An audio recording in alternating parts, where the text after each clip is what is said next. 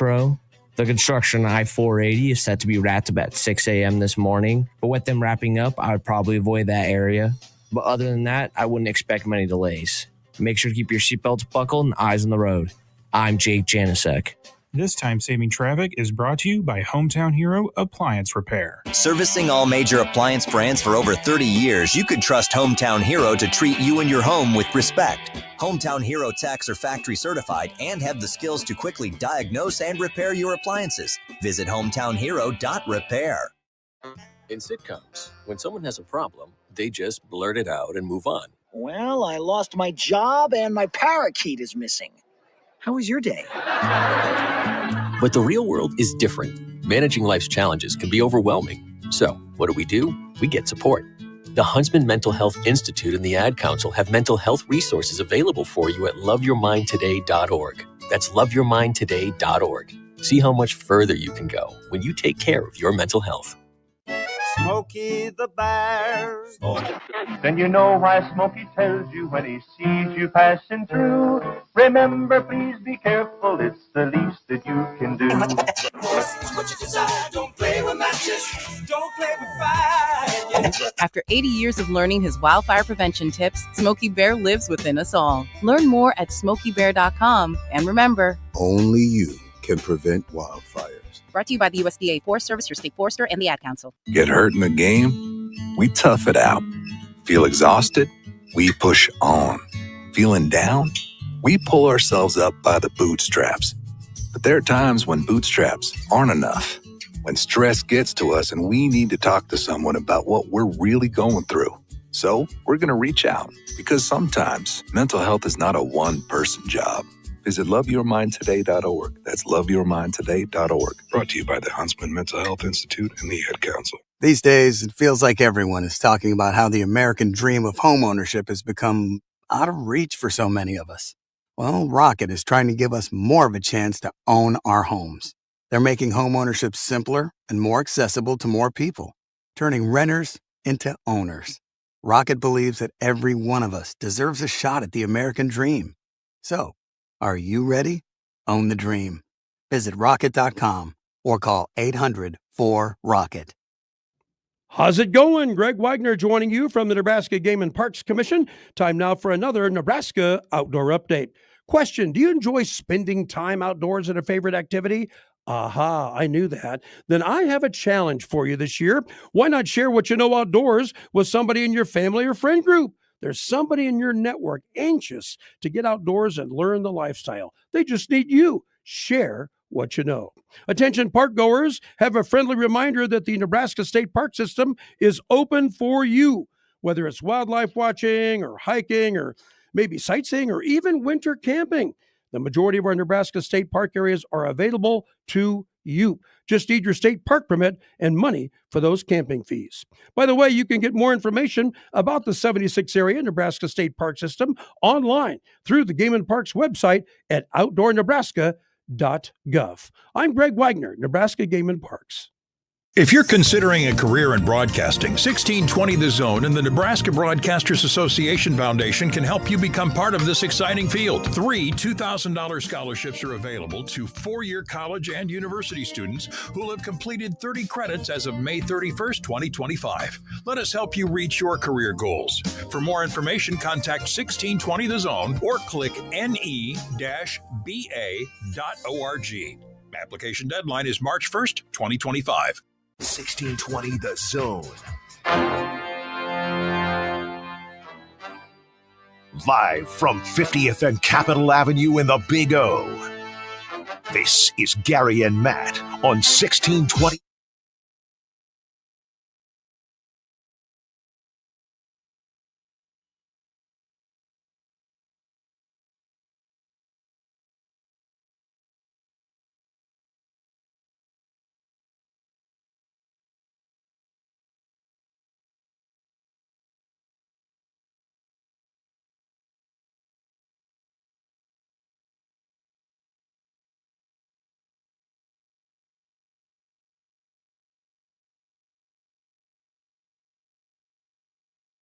All right, good morning, everybody. Sorry there, I had to get on camera.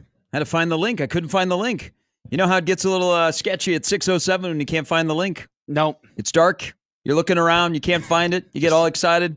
Can't find the link. You get a little bit nervous. It's crunch time. I had to find the link. You're lost. I had to find the link. I always have to find the links. How you doing? How's everybody doing? How's everybody? Everybody's happy today. Hell yes. Everybody's happy. I am wonderful today because this is the start of April. Yeah. Yes. It is compared to the middle of last week, temperature-wise, and this is what is always good, is people on the radio complain about the weather. Well, it's time. We're to not love complaining on about the weather No. because tomorrow is a shorts alert day. Yep. Car washes and shorts will be in full gear. You better pick your time wisely if you're going to a car wash. Our schedule, very conducive to that. Yes. Oh, yes. 10:05, you're through the car wash. You're in the subscriber lane where everybody else is backed up, and some 16-year-old kid is trying to sell them a subscription to a car wash. That did happen to me. I'm in the subscription line. I just float right in. But the weather is turning.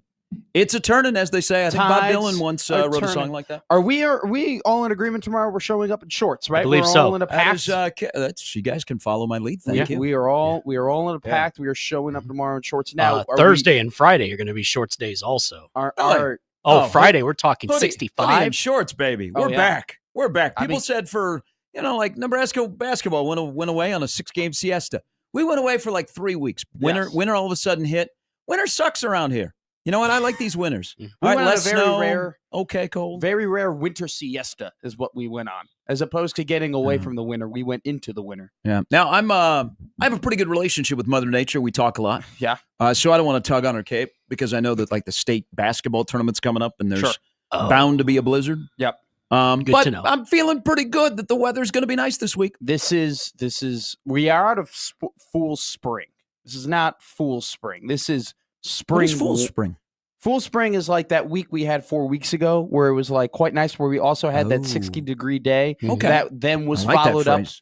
with Many a of us bunch knew we were going to get it, though. a bunch of winter snow, terrible cold, negative Yeah. temperatures, record-breaking temperatures. That came after that little warm streak we had. This is spring 1. We're bound for another winter 2, right? Right. So we need winter 2. Then we will have full spring. So this is nice. Anticipate. I'm going to predict in about 2.5 to 3 weeks. Don't do predictions around here on the weather. 2.5 to 3 weeks. I just have a gut feeling because you talk to Mother Nature, but Father Sky and I are very close. Oh, Christ. And hey, it's Mother Nature, Father Sky, and your dear old Uncle Tony. Oh, I didn't know there was a Father Sky until right now. I didn't know. It's a great movie. I thought Mother Nature was single.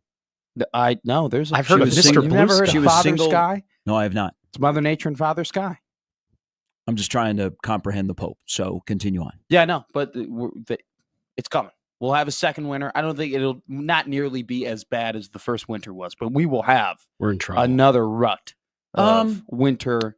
I don't slight know. Snow. I don't know. We're about. I don't think we're you're done. we're- You are Midwestern enough to know that this is not it. Yeah, that this but is again, not I'm not spring a forever. prediction guy. I think we're done with below zero. I leave I'll the go there. weather to other people. But here's the thing: like Puxatawny Phil, didn't you say 6 more weeks of winter? Mhm. Puxatawny Phil We is a got fraud. We got about 2 more weeks of the road. Mhm. So we might be in the clear. But I don't think we're in the clear. enjoy it this week Yes. because the weather is going to be really, really nice. Point is, get those shorts out for next week. It'd be great. Oh, kids, Oh. back at the bus stop wearing Oh. shorts and a hoodie. Oh. That's a banger.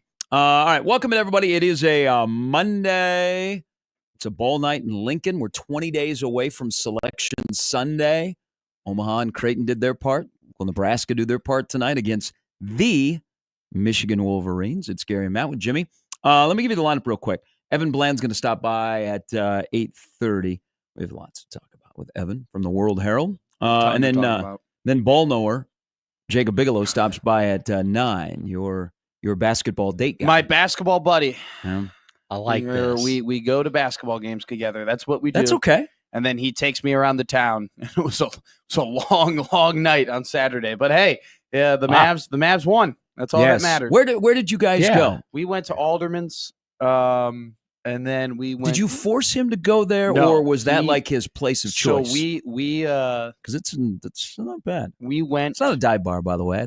People say it's a dive bar. It's not a dive bar. We got out of the game and we were like, all right, let's go and drink. And he's like, is there anywhere that you want to go? And I go, I have no clue. I'm new here. Like, I don't even know. I'd like to go back to DJs. Yeah, I love DJs. DJs all I know. Awesome. But that's all I know. So then he goes, all right, I'm gonna give you like a full tour. So he just drove.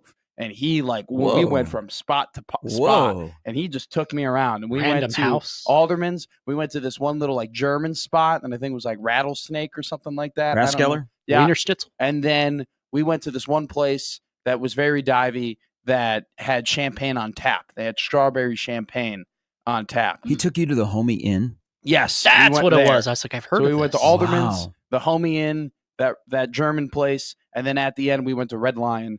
And we sat down and we had a drink and peanuts. Look at that. Different than my up and Red down Lion. Leavenworth, stopped in at Blackstone. That's quite a night for you. He just. I mean, what happens if Omaha 2 weeks from today is celebrating being in the NCAA tournament? How are you two going to celebrate? Well, add an extra place to that list. I'm sure that if we go to 6 more places, we'll find you at some point. So, yeah, we'll celebrate. We'll celebrate. I would love to be so friggin' hungover at this time 2 weeks from today. That'd be awesome. Smell like cigar smoke, drenched in beer. You'll come back in your Omaha, college. quarter zip. You'll still be from the night before when you announce the game. It'll be incredible. Bro, we would not be leaving Sioux Falls right after the game. there would be a private shenanigans back in the hotel. There would be a meal of some sort. Yeah. I'm sure. You know when they say you get old, you're like supposed to be grumpy and stuff, and you're supposed to hate everything? Yeah. Look at me. Although not today. That's true. No. What, because of the weather? Yeah. Anything else happened in your life? Dog's birthday today. Oh. Yeah. That's right. Yeah. That's your kid. Yeah. What are you doing to celebrate the birthday of your dog? Well, we're gonna have we a used nice to make appearances here in studio. Yeah. Then She it got old. may be here today. I don't know That's yet. what Jimmy said. It got old. I said, why don't you bring the dog to work? And he says, it got old. Yeah. No, what do you mean it got old? I'm new. I want to see got the old. dog. I Yeah, wanna see she's your daughter. grumpy like her father, but no, we're gonna get an ice cream cake. The humans are gonna eat today. Okay. Watch the Nebraska game like you're supposed to. Maybe sit Is there outside. anything? Does she get balloons or anything like that, or like? Do you have like a party where Oh you yeah, invite we'll have other a party. dogs? Well, no, we'll invite her friends, which are just her toys. No, because that involves people.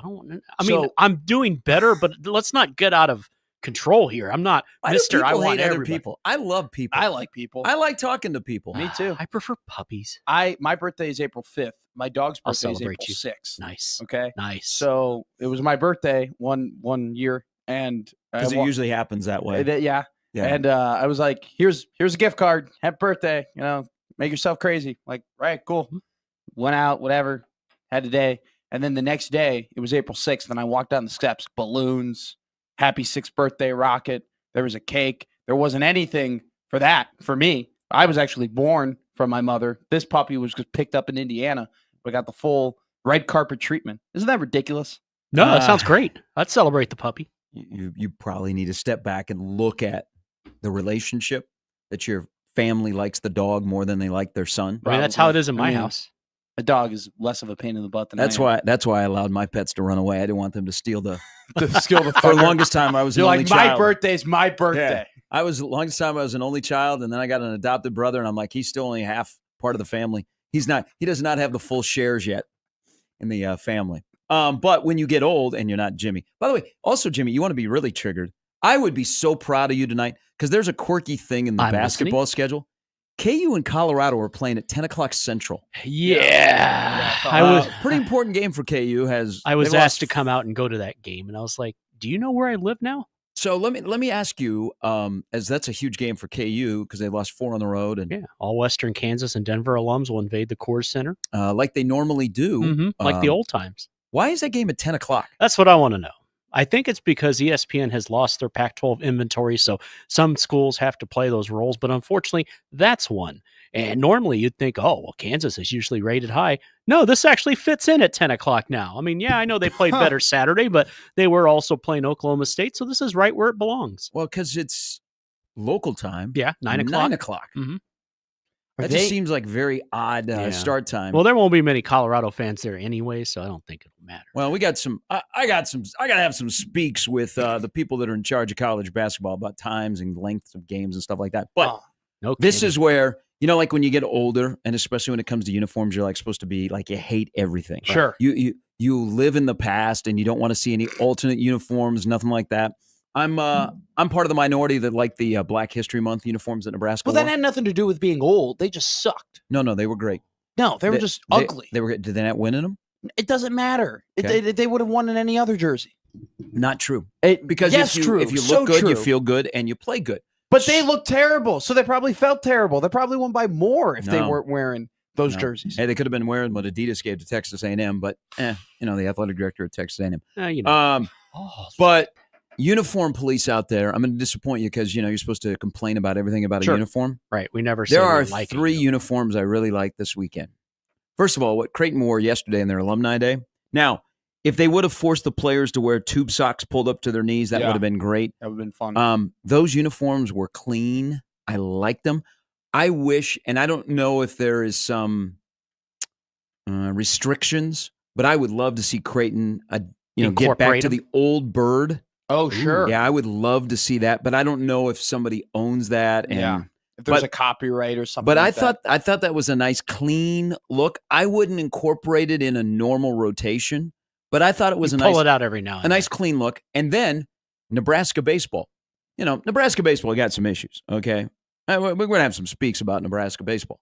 But the gray uniforms are growing on me because they are showing off the red with red socks. So I like them. I wish they would incorporate black in the skinny and on the cap, but the gray uniforms are growing on me. And then, I like black.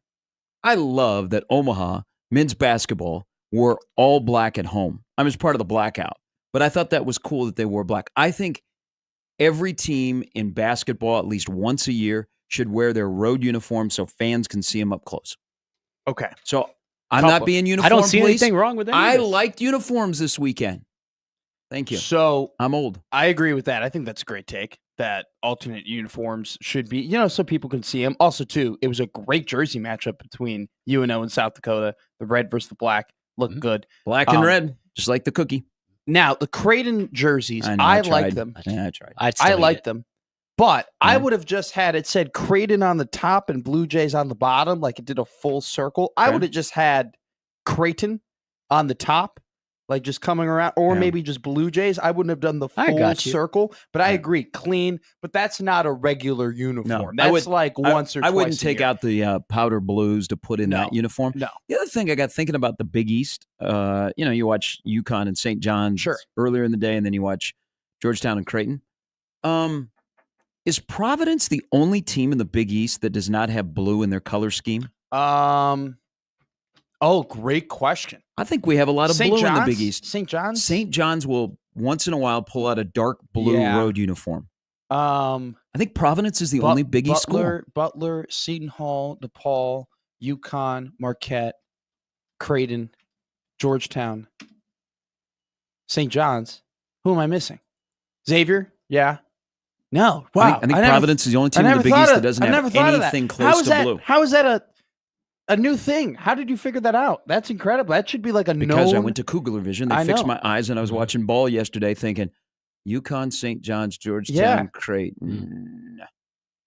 That's incredible. Secondly, I thought your bad uniform takes was just a one-off reserved for Nebraska basketball, but apparently you I have hope they more wear of them tonight. Nebraska baseball, I did not like those gray uniforms. They're growing on whatsoever. me. I same. did not know. Absolutely not. Not every shade and not every tone needs to be used in order for you to make jerseys, okay? Black, gray, white, that's not like the color of every team, okay? You can, like, every team's got to have one of those three, or like they got to make like different alternate uniforms and put their accents on them and say, oh, it's our jersey now. Oh, it matches our colors because, the Nebraska writing is red.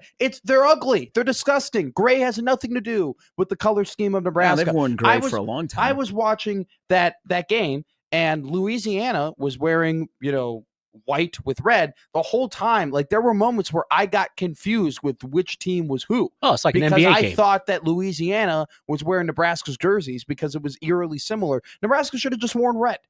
Or That would have black been- on That would have Sundays. been real easy to like distinguish who they were. But on top of that, they're ugly. It's not even that like about the color. Like I hate the color, but on top of it, they're just ugly. They're just ugly jerseys. Those Red Sox. They're ugly. They make the uniform No. pop. I bet you like the yellow Boston Red Sox jerseys. A little bit darker gray. I bet you like compared to the those light gray that they've gold worn. Sacramento Kings jerseys that look like an old worn down couch. There's a lot of things right now I don't like about my Beam team, but the uniforms, I don't even pay attention.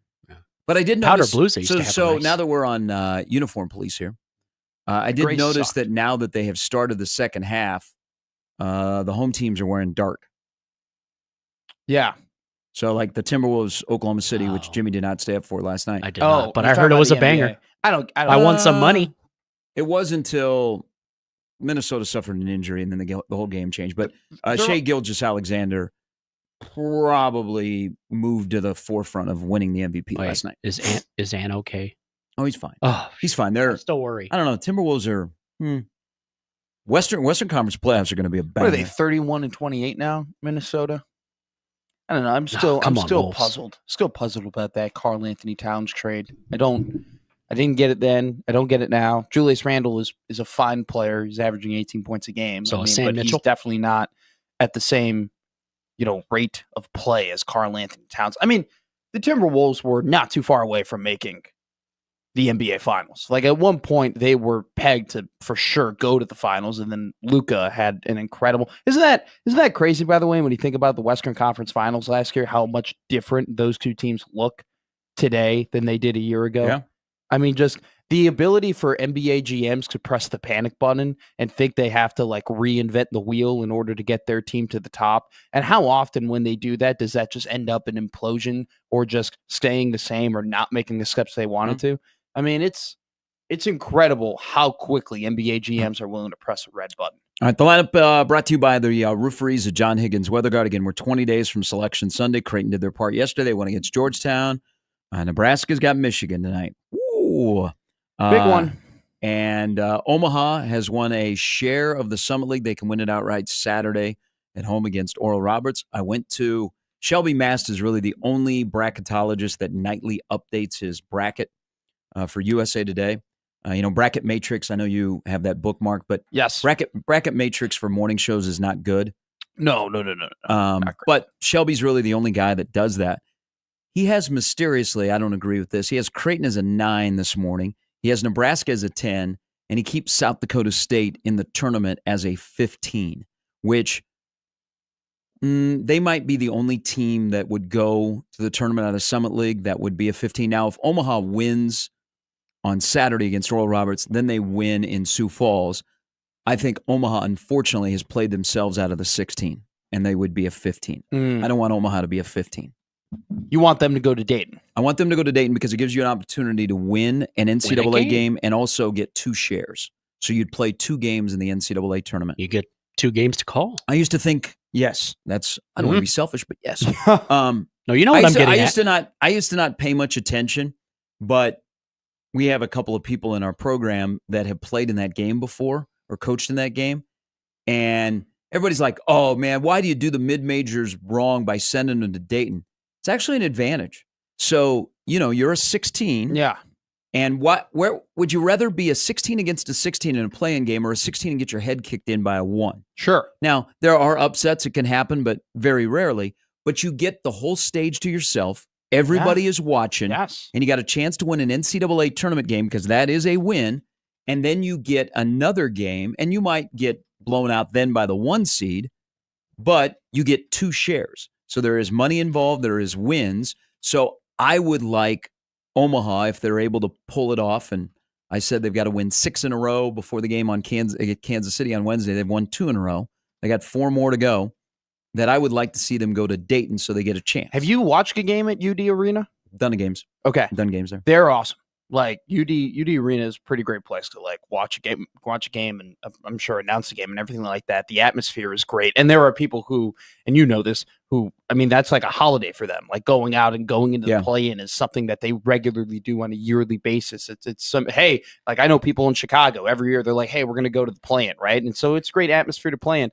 And yeah, I mean, it's funny you bring up the stage. Like I like that. Like, I don't know how many people are really going to be tuning into a 16 versus a 1, right? I mean, I think it kind of goes without saying. Unless it's a tension convention and at the very end, networks cut in. Yeah.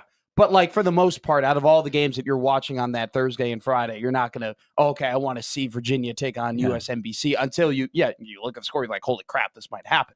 Where you're right. People are going to watch the playing game. They're going to watch the 16 versus 16. You're going to be able to get that notoriety. There are going to be players who are going to be on a bigger stage. You're going to get to know more about the teams. People will get to know more about the program.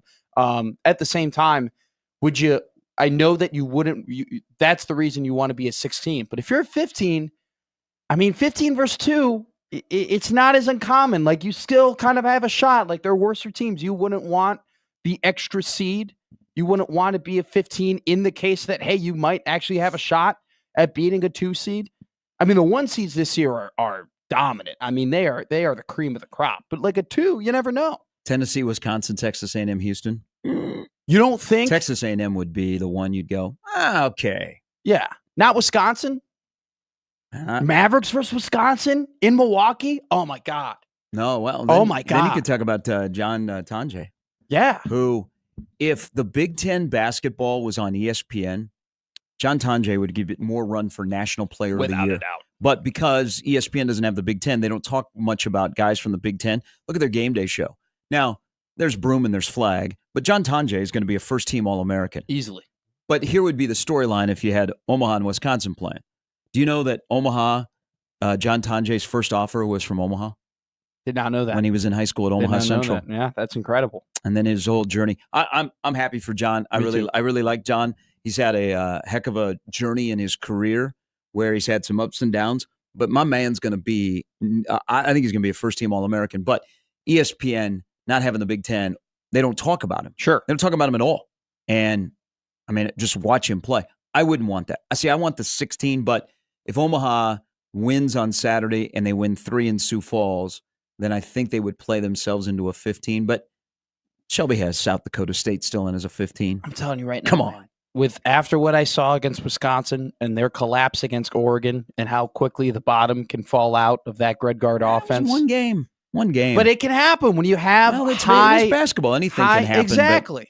You think UConn is done and they've turned it over to St. John's? 15-2, Wisconsin, Omaha, in Milwaukee. No. Have a lot. There'd be plenty of people who come out and root for the Mavs. Giannis would not I be would there. like Omaha to play SEMO. Yeah. And then the winner gets Alabama, and you're like, hey, this was kind of fun. Look at all the swag we've gotten over the last couple of weeks. That's what I want. Okay? Screw SEMO. Come on. Hey. 2 games means you you get been to paid Cape more. Girardeau? Imagine this. Yes. You ready? You have a 15-2 in Milwaukee, and then you have the 7-10 in Milwaukee. And who's the 15-2? Wisconsin versus Omaha. Who's the 7 versus 10? Creighton versus Nebraska. Oh, No my way, God. You have all 3 Nebraska teams, all Milwaukee. I know that won't actually The first happen. one I'm might. kidding. I'm making jokes. But still. Creighton and 9. I get what you're saying. I get what you're saying. I don't know At what the same Shelby. I time, know what though, Shelby's at the got. same time- He's got Creighton as the first 9. That's not happening. They'll Yeah, I bounce don't know to either why. a 7. They're a 7 or an 8. Yeah. Nebraska's either a 10, 11, or out of the tournament. 9 is crazy. They moved back after beating Georgetown yesterday. I don't know. Yeah. He's a Texan. I don't know. Maybe And then there's something going on. Illinois, Reggie and I'm Williams, looking at it right now. Wingate. Illinois and UConn both had terrible losses where they got their what kicked in, and they are 8s. That doesn't make any sense. There is nobody in the Big Ten that is close to Duke, by the way.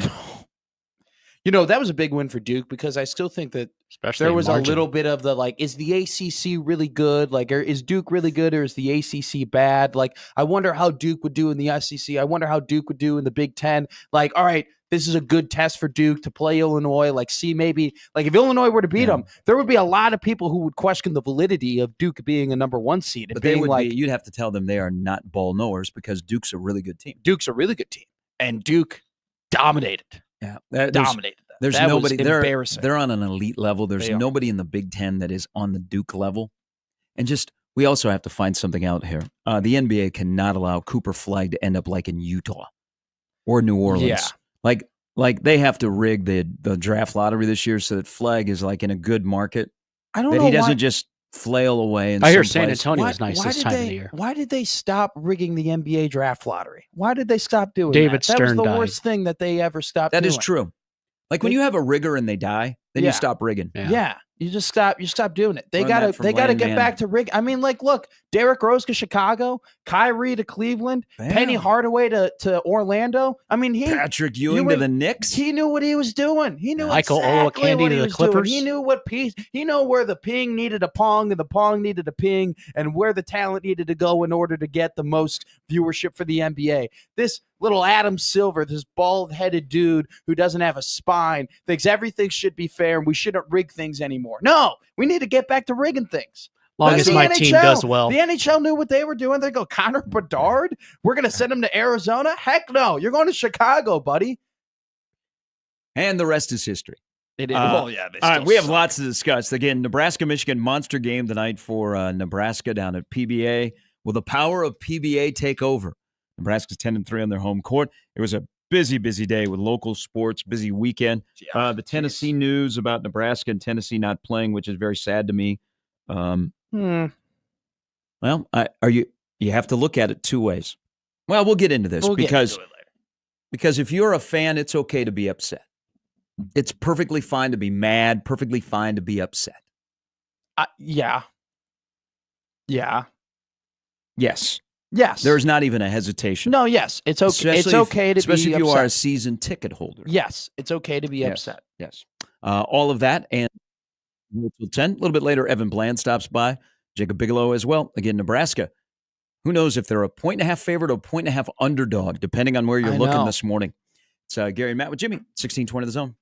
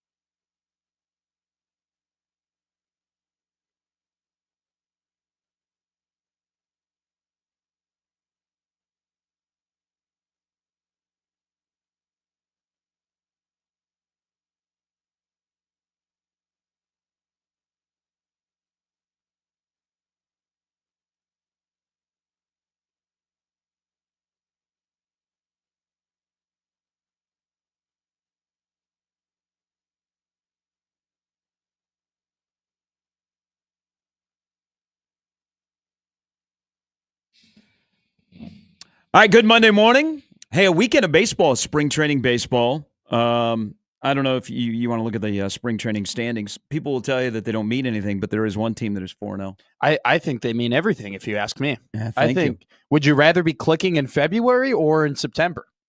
That's true. I don't know. I think That's I'd be true. rather clicking in February heading into a season. That's just me.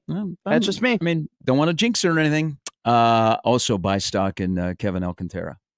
He's going to be quietly a nice young addition. Can I be honest with you? You haven't paid attention to the Cubs? No. I haven't. The whole buy stock in Kevin Alcantara has been like a 3-year process at this point. The start of spring training. He Is looks Brendan good. Davis coming up yet? Is Brendan Davis Brendan supposed Davis to? is done. I know. There's a lot of those guys. Braylon Marquez was supposed to be the next best thing since sliced bread. I'm kind of done looking at the MLB top 100 outside of like the top 10. Once you start getting to the teens and the 20s and then even to the 80s and 90s, who cares? It's all crapshoot. You don't know. You don't know what guys. We had baseball on TV this weekend. It was great. Oh, saw Juan Soto hit a home run his first pitch. A lot of people that I know went to the first weekend of spring training in Arizona and Florida. They were sending me pictures, and I I'm knew like, a couple too in Arizona. And then I said, okay, you are the person that just wants to go down and drink and see a little baseball. Because I would tell people that if you want to go see like the starters, hold on a little bit because the starters don't start playing more than 3-4 innings until like the third week of spring training when they once in a while will debut their starting lineup for opening day. But it was great to see baseball. Also, I want to know, what is the ETA at Warner Park for Jack Caglione? Because Jack Caglione crushed. He hit a piss missile this weekend. 115 off the bat, went 435. There was only one ball that was hit by the Royals last year that was at least 115 miles an hour off the bat. When will Jack Caglione be at Warner Park? I would like that answer by the end of business today because he will be a draw. He is a mammoth guy. I mean, we saw him in the College World Series. We saw him against Nebraska, and he looks even bigger now in a Royals uniform, but he hit an absolute rocket. So hopefully he is in Omaha before this year is over because people would go. Do you know who also hit an absolute rocket? Bryce Matthews. See that? Bryce Matthews has got a shot. Yeah. He's got a really, really good shot. Don Manex says, as a Rockies fan, it's nice that you admit that. Winning the Cactus League is right up there with winning the offseason. As a Husker fan, I got to have something. That's true. I think that's very comparable. I agree. I don't know that you hang a banner on the foul I'll pole. hang a banner. I'll hang a banner. For winning the Cactus League? We'll hang a banner. We don't have too many banners to hang. We'll hang a banner. Hang it in Sloan Park. Why not? Just put it in Sloan Park. Who cares? It's Sloan Park. Who cares? Yeah, but the people at Wrigley should know, right? Maybe you bump 26 off the foul pole. It's like, Billy, you should see what we did in the Cactus League. You know what? I went to, and were you there when they hung the banners in 2017? That night? Okay, I was there, and it was so awkward when they were like, not only are we going to hang the 2016 banner, we're going to go and hang 1907 and 1908, because I showed up there and they had, these 4 brand new poles. And I'm like, why are there 4 poles, right? Oh, yeah. Like one for the NL pennant, one for the, where are the other 2? And they hang up 1907 and 1908 after 108 years of not giving a damn. And everyone's like, why? Why are we doing this? Why are we reveling in the fact that it took us so long? Why are we telling everybody, hey, look how long it took in between these 2 flags? I'm okay. We got one. We could talk about the past. Yeah. Once you get one, who cares? Yes, exactly. All right. Put that up on your wall. Once you got one, who cares? Cheddar's Cheetah, who is friend of the show, pays attention to this stuff. He's been wondering what the line would be for Nebraska-Michigan tonight. That's a 7:00 tip. Jimmy, you can watch that game. And I will. You'll be able to go to bed by 9. But you got to remember, college basketball's got a little bit of a problem here. I love college basketball. I love it long time. I just wish ESPN would give more love to John Tanji. We got a problem with the length of games. I know. So we also have a problem with when we want to schedule games. Mm-hmm. I think post-NFL, Sunday is the best day for college basketball because CBS has that noon tip-off. Yesterday was Peacock. Creighton gets back-to-back games on the Peacock. I didn't know Big East was on Peacock until yesterday. I was like, all right, I'm ready for the Creighton game. They've been on the COCK for a while. But trust me, when they play Wednesday against DePaul, no one's paying attention. That makes sense. That's an 8 o'clock game. Not even good. Pretty for sure CBS. Butler versus DePaul was on 8 o'clock. It was the game before. Yeah. So who but cares? but I think it's good that the Big East is on Peacock. I'm a little upset about ESPN and ignoring Big Ten and Big East basketball, but a lot of sports. Sunday post NFL is the best day for college basketball. We need lots of basketball. CBS, as they're gearing up for March Madness, you got a double dip on the Peacock. You got some games on ESPN. But here's the thing: if you don't want to be triggered by the length of college basketball games and how ESPN doesn't know how to schedule them, then play in that 11 a.m. game where you are the first to go and you'll never be bumped to ESPN News because.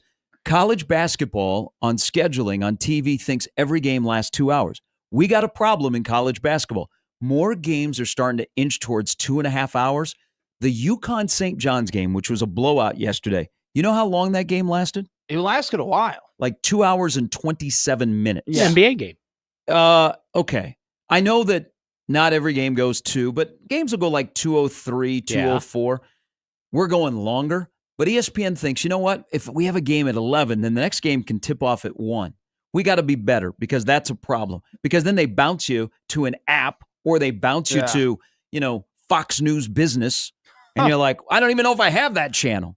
But Sundays post NFL, man, college basketball just hits the sweet spot.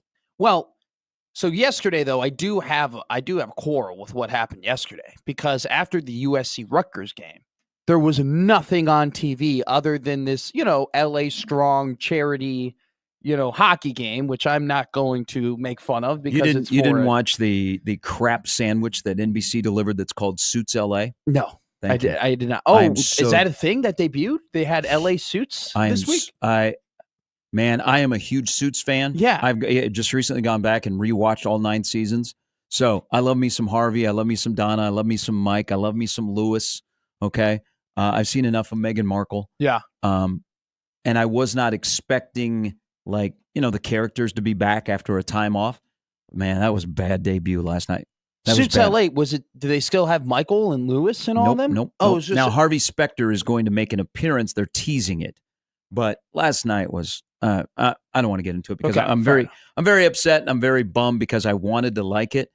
Even though knowing that they cannot replicate the magic they had for 9 years and the characters, it was like joyless. It was just okay. Right. We're in the era of we just reprint everything because we're not creative enough to come up with new things to do. It was like it was like one of my first girlfriends, flat and joyless. So back to sports. No, I liked where this and was you know going. what? Just like Suits LA, Bridget had no charming traits. All right, there you go. You got it out. That's beef that's been sweltering and boiling in the crock pot for a while. Actually, not as much beef according to the story. After USC and Rutgers, it was the first time that I said I miss football. Yeah, it was the first time since the Super Bowl I go, damn, I would love to have a Sunday night football game right now. Well, you got the Combine this week. What I would do, I would kill to see the Carolina Panthers take on the Tennessee Titans right now at 7:00. I would kill to see Will Levis and Bryce Young battle it out in a 17-13 game that would, during a regular season, be like, what are we doing here? But right now, where there's nothing on, oh my God, what I would do to watch Sunday Night Football last night. There was nothing on. How did we not schedule anything for Sunday night yesterday? There was zero sports. I was sitting down looking at the schedule. I'm like, there's got to be some meaningless NBA game on that I don't. Well, the Wolves and the Thunder were on at 8:30. Yeah, I wasn't tuning in for that. But I mean, I wanted some college basketball. I wanted some things that actually had some stakes. I wanted a bubble. I wanted a bubble game. I wanted Wake Forest taking on Vanderbilt. I know they're in different conferences, and that wouldn't happen this time of the year. But you get what I'm saying. That's what I wanted, and I didn't get it. We need to do better. Also, too, you're getting on ESPN. The Big Ten is guilty of that, too, with the whole 2-hour time slot and things running into. I mean, how many games have Nebraska played on the Big Ten where you get into the game, you start watching the game, and there's 18 minutes to go in the first half? That's happened so many times this year where it's just the games bleed into each other. I mean, it's just poor. Give it.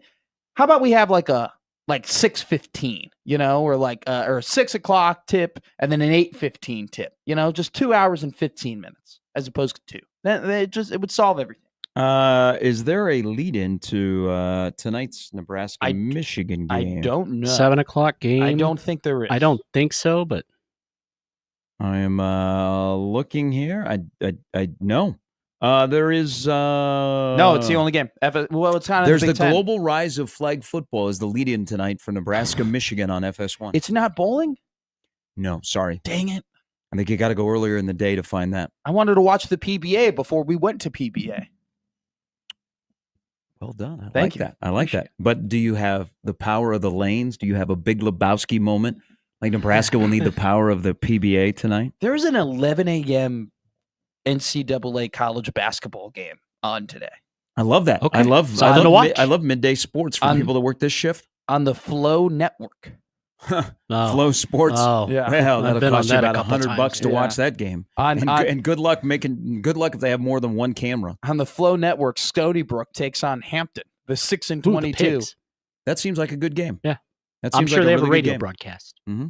UNC FSU is, I think, the only. Oh no, Houston Texas Tech plays tonight. Forgot about that. That I will. Well, Conference. that's the game of the night I will because be Tech double beat boxing that. Houston earlier, and that game is at the United Supermarkets Arena in Lubbock. We've been there. At Houston, different It's actually times. it's a really beautiful place. Like It that- is. The facilities in Lubbock are really good. Mm-hmm. Like Lubbock's growing on me. Does that It's growing. surprise you? It's also the whole town is growing. They got Yeah. like double loops now. Yeah. Their top NIL guy just sold his oil company for $4 billion. They're all in. They Yeah. have no Shout out Lubbock. competition. They're out in the middle of West Texas. Yeah, they're spending money. Hey, Texas Gas is is cheap. coming. Texas is coming in sports. Any Texas team, they're coming. They're on the way. The donors are College or pro? I'm just trying to help Jimmy. College, Okay, college okay, for okay, sure. okay. Yeah, no. No, we'll wait till we Pro, get Cooper pro Flag. teams have had donors with a lot of money, but unfortunately, those donors with a lot of money are stupid and they make a lot of Unless you're dumb Texas decisions. basketball. You know what? I asked this question again because I watched Ohio State get, and they are Jake Diebling. Yeah, that game when Nebraska goes there next week will be really interesting. Like, will Ohio State have a pulse then? But they're still mocked in brackets. I know Ohio they are, State. and for some reason, I have no idea. But I'm just going to bring it up again. There's a fascinating thing about coaching. Brad Brownell was this guy. Kevin Keats is this guy. Mike Woodson might be this guy. When they are either done or they're on the verge of getting fired, all of a sudden they save their job. Now, Mike Woodson isn't saving his job, but Indiana in the last week has beaten the number 11 and number 13 team in the country. If they had beaten Purdue yesterday, you would have had the conversation of like, oh my God, they might be in the play-in. Well, no, what they did yesterday has kept them alive. Oh wow! Like yeah. people are, winning that game. People are keeping them. Yeah. But Mike Woodson he's gonzo. There's that, and then can somebody find me a thing about the movement by players to keep an interim coach and how it works out? Guy at Ohio State, guy at Texas. Anybody? Yeah. Anybody? But there's if you are on the hot seat, all of a sudden you run off these wins because, like North Carolina State struggled a little bit this year. But hiring an interim coach where the players want them usually doesn't work out. That happened with Romeo Crennel with the Chiefs. It did. It happened with Bill Stewart with West Yes. Virginia when Rich Rod left. Mm-hmm. And that did not work out very well. And then West Virginia meandered through, they had Dana, and then they meandered through Neil Brown. Now they're back to Rich Rod. But at Texas, Dabo. Texas basketball, yeah, Dabo might be a rarity, but that's a good But one. I was going to say But that's at a rarity. Texas, so you unfortunately have an opening because the guy that was the head horn, he played himself. He performed with his personality out of the job in Baird. Mm-hmm. So there's Rodney Terry. They go on that run in the NCAA tournament. They're like, man, this is the guy. Man, Texas got beat. Texas got beat by South Carolina this weekend. Texas basketball is like, I got a new one for you. in a new building too. I got a recent one for you. Joe Mazzulla. Mm-hmm. Joe Mazzulla. He was an interim, yeah. He was the interim. Yeah. I mean, he was the assistant, and then Ime Udoka, like right before the season, got let go, and then they couldn't 'Cause he let hire go. anybody. So they go, all right, here you go, Joe. Like, it's your job now. And even after they had made the playoffs, there were still, I mean, Stephen A. Smith, until they won the NBA championship, was banging on the table saying they should fire Joe Mazzulla. So that's Paul that's Westhead, one. another But interim, you're right. won You're a absolutely title. right. I mean, the hit rate for interim head coach succeeding compared to like just hiring an actual candidate is It's low. very, very, very low. All right, coming up, we'll hop into some basketball. Red, blue, and black, 20 days from Selection Sunday. Plus, I got a story for you. If you were at Baxter Arena on Saturday night, that was a banger of a crowd. was. Kudos to everybody that showed up. I hope you come back on Saturday when Omaha has a chance to win the Summit League outright. But the Outrunners were there. They were there. Dude. That lifestyle blew me away. Oh, I got a couple of good stories for you. That'd be awesome. Plus, talk about Creighton dismantling Georgetown after they won the Middle Eight yesterday. They were like Notre Dame football yesterday and ended up pulling away from Georgetown. And the huge game tonight at PBA, Nebraska and Michigan. Win, you're near lock status. Lose, and people will be painting a different picture. Big time. But can Nebraska be successful in the paint tonight against Michigan? We'll dive into it. Why is Michigan a 1.5 point favorite, but Nebraska is a 1.5 point favorite in one book? And why does my model say that Michigan's a 4.5 point favorite? Oh my God. We got it figured out. That's coming up in hour 2. Gary and Matt, 1620 The Zone.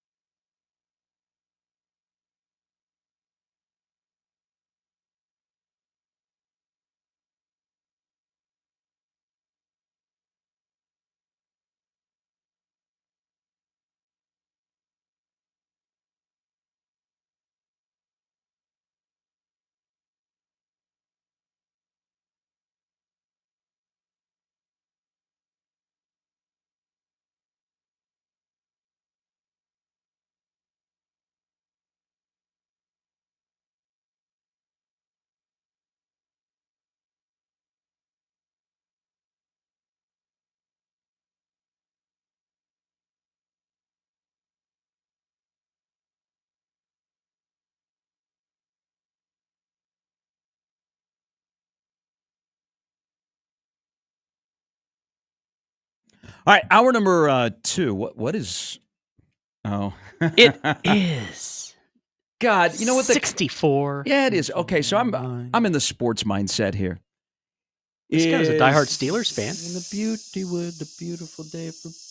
Sorry. I would think that on the week after SNL 50, you would do the Eddie Murphy. Yeah. Oh, yes. I have always wanted to have an cross my mind. Just like you.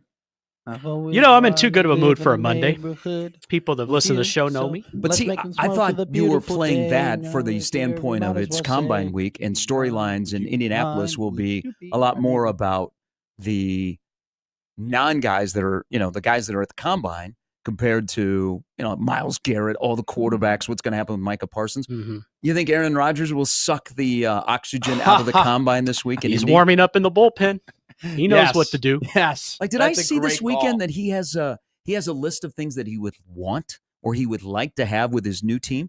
What if the NFL doesn't want him? Can I be honest Has with you, he seen Gary? Airheads? Because that could be worrisome. That guy is out of sight, out of mind. I do not give a damn about what he does or where he goes or where he plays or what he says. I'm officially Aaron Rodgers out. As soon as he left my division and tore his Achilles, I was done. I go, great. Don't have to deal with this guy anymore. So then he kept coming on Pat McAfee, and then he made more of a fool of himself, which, by the way, I was a fan of.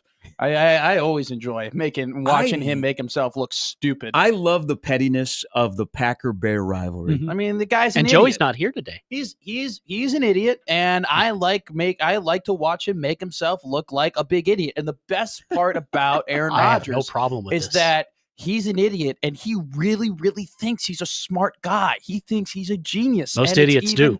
It's even better watching him make himself look stupid. So, yeah, great. Make a list of the things that you need. Go out, trot out there as a Tennessee Titan for 6 games, play absolutely terrible football, and then go away and never come back. Thank you. I love that rivalry. Yeah, it's nice. Guy sucks. Guys always suck. I don't want. like I said, there's a little bitterness there of a out of quarterback sight. that actually owns part of your franchise. Yeah, he does, and he was incredible, and he killed us for years. But you know what? Out of sight, out of mind. I don't give a damn Hope the anymore. Bears signed him. I don't give a damn anymore about Aaron Rodgers. I like and how I'm Ben a better, Johnson has changed your mood. Caleb's coming. You guys think I'm joking? Like I whisper into the microphone, Caleb's coming. You guys, oh ha ha, Matt's a funny guy. That's It's one of cute. his bits, whatever. Yeah. I'm serious. We're Yeah, coming, Cade man. McNown. You wait. You think I'm insufferable now? Wait until the Bears get good at football. Oh my God, it'll be tough to do radio. I might hope be they do. retired I by mean, then. I like what's going on there. That might put you into retirement right there. The Bears being great No, at football. So I think the NBA is better when like the Detroit Pistons, who are really good right now. Cade Cunningham, I didn't think he'd get to where he is. He's balling. I think the NBA is better when the Pistons are good. Yeah. And then I think the NFL is good when the Bears are good. Madden used to So say this. I hope for you. There are a lot of long-suffering Bears fans that I know, and I like what you have. I mean, you made a really good hire with a head coach. I'll tell you something right now. I hate that I root for all the teams that people say, yeah, the leagues are better when your team is good. Unfortunately, your team hasn't been good in forever. Yeah, I don't believe that about college football. Everybody says, college football is better when Nebraska is better. College football has been pretty good. Okay, Yeah. That's a Nebraska thing. But before we talk some basketball here, and I tell you a story about the Wrestlers that were at Baxter Arena the other night, I was told to ask you if you guys know this. Part of my viewing on Saturday when I was prepping for the game, I did watch the girls' high school hockey championships in Minnesota. Oh wow. There was a watch coach, Johnny Pohl, who is one of the best Golden Gophers of all time. Okay. He is from Red Wing, Minnesota. Actually, know Johnny. Incredible hockey player in high school and then with the Gophers. He coaches now, and he was coaching with gloves on, like at the XL Energy. I know it was not cold in there. By the way, that you want to go see a barn that is one of the best places in America to watch hockey that was built for hockey viewing, XL Energy Center, downtown St. Paul. That's what I've But heard. he's wearing these gloves. And so I texted a friend of mine because he was up there covering it. He works for a local TV station in the Twin Cities. And I said, does he always wear gloves? And he goes, oh, yeah, he always is wearing the choppers. That's what they call them? So I didn't know So like when the you men's mitts that don't have fingers but have thumbs, I guess they're called choppers. I've never heard them referred to like that. So he said, "Oh yeah, he always wears the choppers," and I sent like a ton of emojis. I'm like, "What is a chopper?" Oh, you're talking. I thought you were talking about he was wearing hockey gloves on the bench. No, he was wearing. Yeah, choppers. I've never heard of that. That's what I guess in Minnesota they call those gloves that men wear that are mittens that don't have the fingers, but they just have the thumb. They call them choppers. They're just mittens. Then again, we learned about Grey Goose a couple of hockey years choppers are custom-made hockey mittens, often made from deerskin leather and lined with Sherpa. They can be personalized with a player's name or team logo. I'd love putting my hand in that. Yeah. Okay, I don't like those types of gloves. I like comfort when I put my hand in something. I'm not. Who would have gotten you a gift? Personalized gloves for you? I don't like those types of mittens because my fingers get sweaty and then they start rubbing off on the side of them, and it's just a weird, clammy feeling. I'm more of a. I like my fingers to have their own little homes. You like know? an I isotoner. like just regular gloves, just nice little apartments for my fingers. You know. That's what gloves are. I don't. I like to have movement with the hands. Yeah, I don't like. I don't want to be. I don't want to be a penguin. You know, I don't want to be. Or a panda. I hope you get attacked at a zoo. I Why? really do. I said I don't want to be a penguin. I hope a donkey or a zebra You got that really is. offended when I said I don't want to be a penguin. I like being a human. Hey, you have not read the handbook of the show. You do not touch the penguin. The penguin is the best thing going. If they ever get out of their cage, they will come. That's rule number 3. Now- After do yourself before you do others, and don't say tummy. It's don't mess with the penguins. Okay. Hey. I'll put it in the notes app. The penguins, they are a standalone. You leave them alone. I just wish that the goalies that played this weekend for the I was Penguins about to would say. not leave the piece of vulcanized rubber alone. They are kind of immune to it and let it go into the back of the net. If you had like penguin pets, if you had penguins for pets, would you just Kunitz, Letang, Evgeny? Would you name them after I'd have Yager? Sid, Yeah. Mario, and Gino. Wow. Evgeny doesn't make it for you? Gino. Oh, Gino. Oh, okay. Gotcha. So those Sorry, are talking about- choppers that's if you've seen them. Omaha basketball. So again, kudos to everybody that showed up on Saturday night, including my partner and his bro bud. Yep. Jacob, his basketball bud. Yep. So Biggs and Mac were at Baxter Arena. That should be like I like this content. You know what? You got Dylan and Emmett. What about Mac and Biggs going to basketball? I'm a fan. I'll tell you something right now. I'd watch this. Jacob Bigelow is one of the best guys to watch basketball with. I mean, he knows what he's watching. He knows when to talk. He knows when to not talk. He knows when to lock in. He understands the situation. He's a keeper, ladies. You know, he's good. He'll be like, no, he's got 3 fouls just off the rip. Be like, oh yeah. Like he doesn't like Jacob's like the type of guy where he doesn't need to look up at the score at the little score screen to like kind of know like who's playing well or anything like He that. knows. Just be like, no, that's like his 3rd turnover or whatever. And you like go in the box score like, oh wow, that is, you know. But then he'll also have like a conversation with you at the same time. The dude's an elite ball watcher. He has me wanting to go to a I basketball think- game with him. This sounds I like a nice think time. You're a little bit behind on the number of games together. Yeah. But I think you should pull Dylan and Emmett. It's kind of like they're not required to go to games, but it's kind of like, we're paying you a lot of money. You got to be out in the community. Sure. We're paying you a lot of money. You got to be out in the community. You and Biggs. That's where I've been. All right. I like that. I think you should make We've T-shirts. been to 4 games together. Okay. There's good high school girls basketball this week. That was actually And then districts are next week for boys. That was our second. We've been to 2 Creighton games, and we've been to 2 Omaha games. And he's working Nebraska basketball. And he's so you working can't go there. Nebraska basketball. Okay. So All right. I like this. Mac and Biggs. Mac and basketball. Biggs go to basketball. Basketball buddies. Biggs and Mac. Big Mac basketball. Wednesday night, go find a GPAC game. They're into the playoffs on Wednesday night. You know what? He is a traveling circus of college basketball, though. There is like if you are in a 200-mile radius, like if a game is being played in a 200-mile radius, Jacob Bigelow thinks about going to that game. Absolutely. And then spins a wheel and says yes or no, and then does or does not go. So it was a great crowd on Saturday night at Baxter Arena. It was a great crowd. Largest crowd of the year. It was fantastic. It was great to see so many people there. And Omaha held up their end of the bargain by beating South Dakota. So because Oral Roberts beat St. Thomas, Omaha will get to hang a banner in the building, which is big because men's basketball and hockey need to be really good. And it was a good Saturday, by the way, for Omaha Athletics because Omaha Yeah. upset LSU down in Baton Rouge in the middle game of that 3-game set. But they'll get to hang a banner.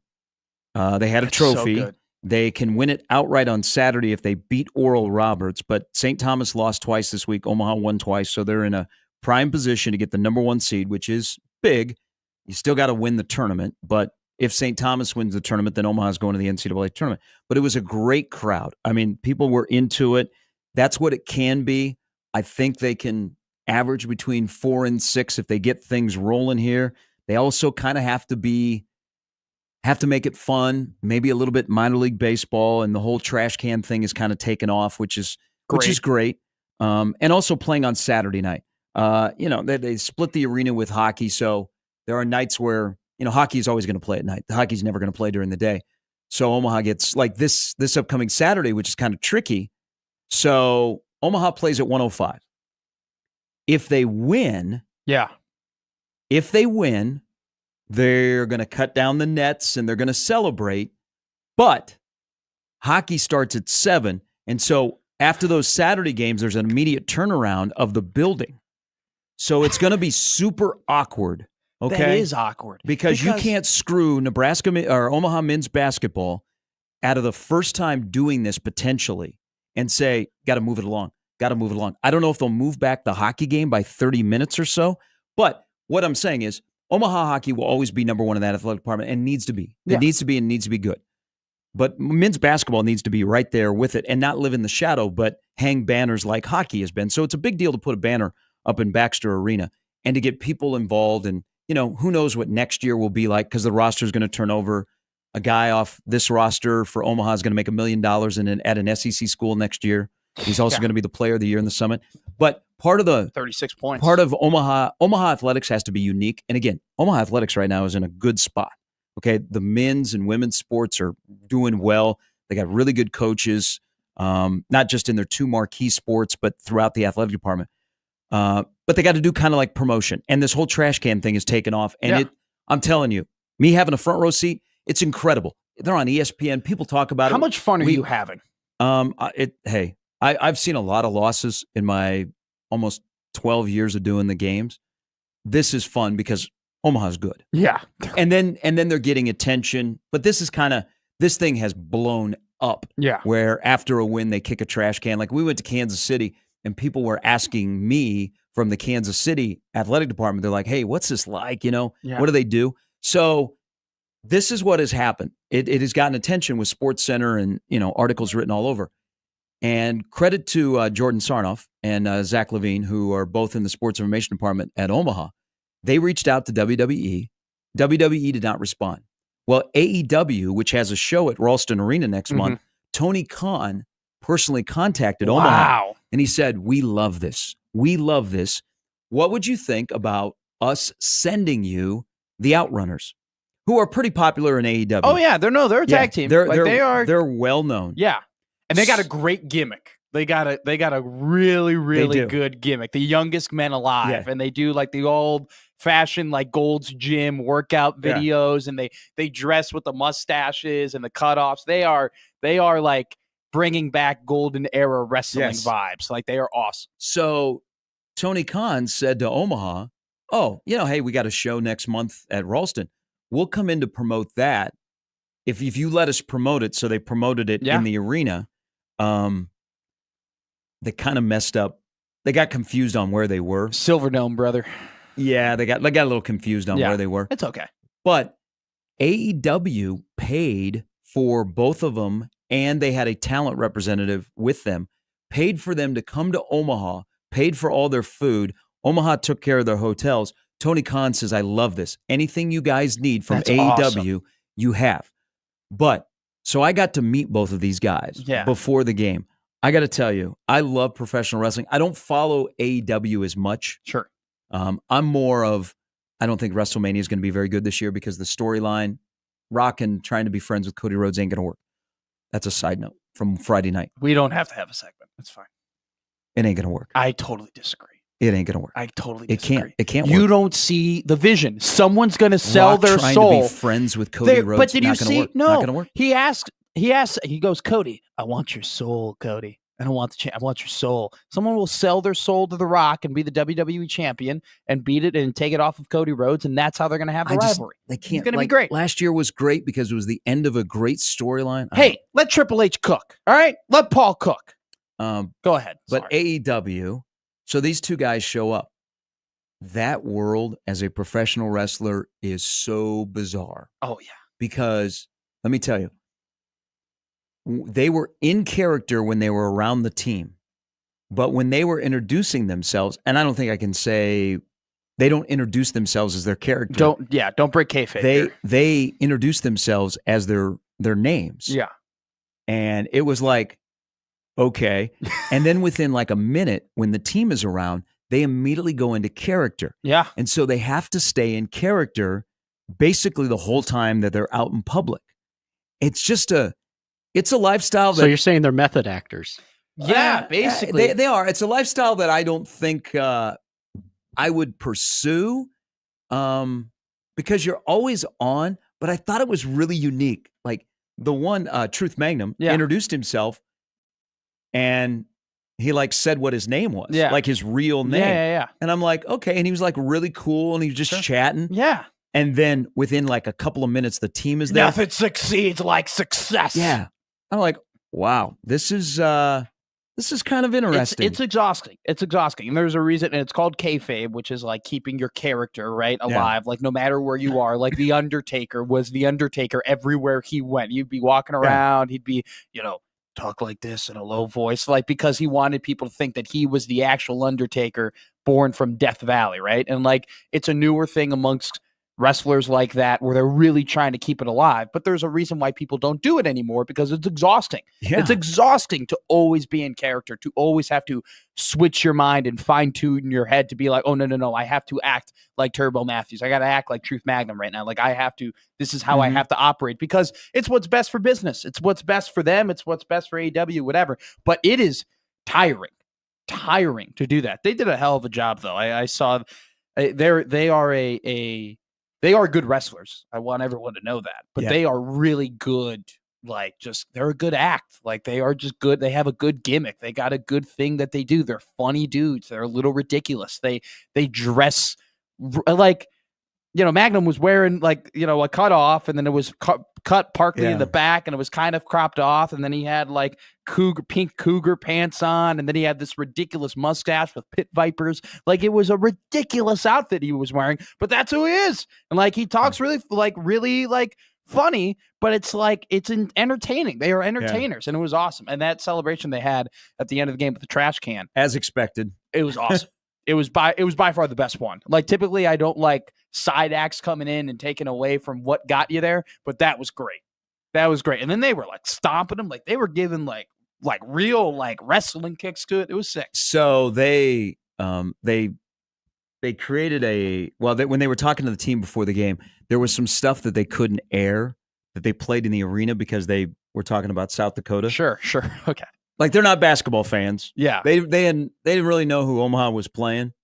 Fine. But it's just like they were staying at a hotel in Exarban Village and they walked from Baxter Arena back to their hotel. And you think, okay, we're out of the arena. We can go back. Night. We can go back to being Ted.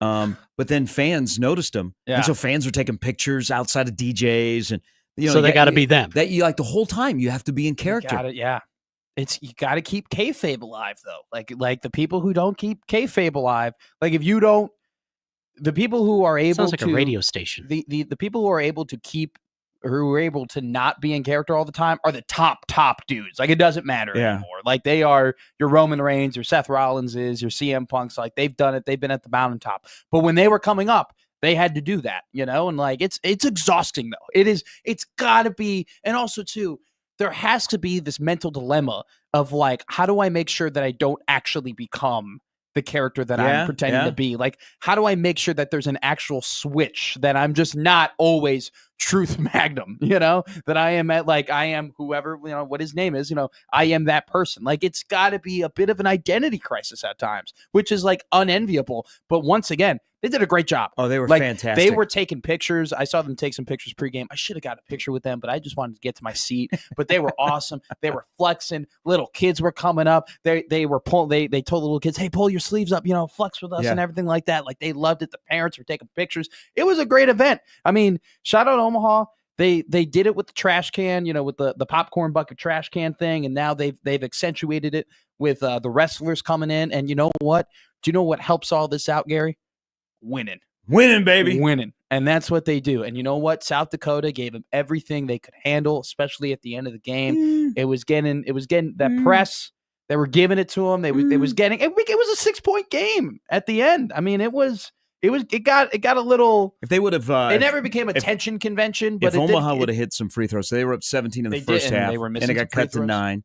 Then they were up 21 in the second half, so they went from being only up 9 to 21 like immediately, and then it did get down to 6. They were a little bit leaking oil. We were having this discussion after the game, so I was following the St. Thomas Oral Roberts game, and Crutch asked me, he goes, "When did you know that St. Thomas had lost?" And I said, "We were up 11, and we had just turned the ball over." And he goes, "Oh, but yeah, winning." So I hope on Saturday they play at 105. It's a huge weekend. Day game, even better. Yeah, it's a huge weekend at Baxter because Omaha hockey has a monster series against Arizona State trying to secure home ice advantage.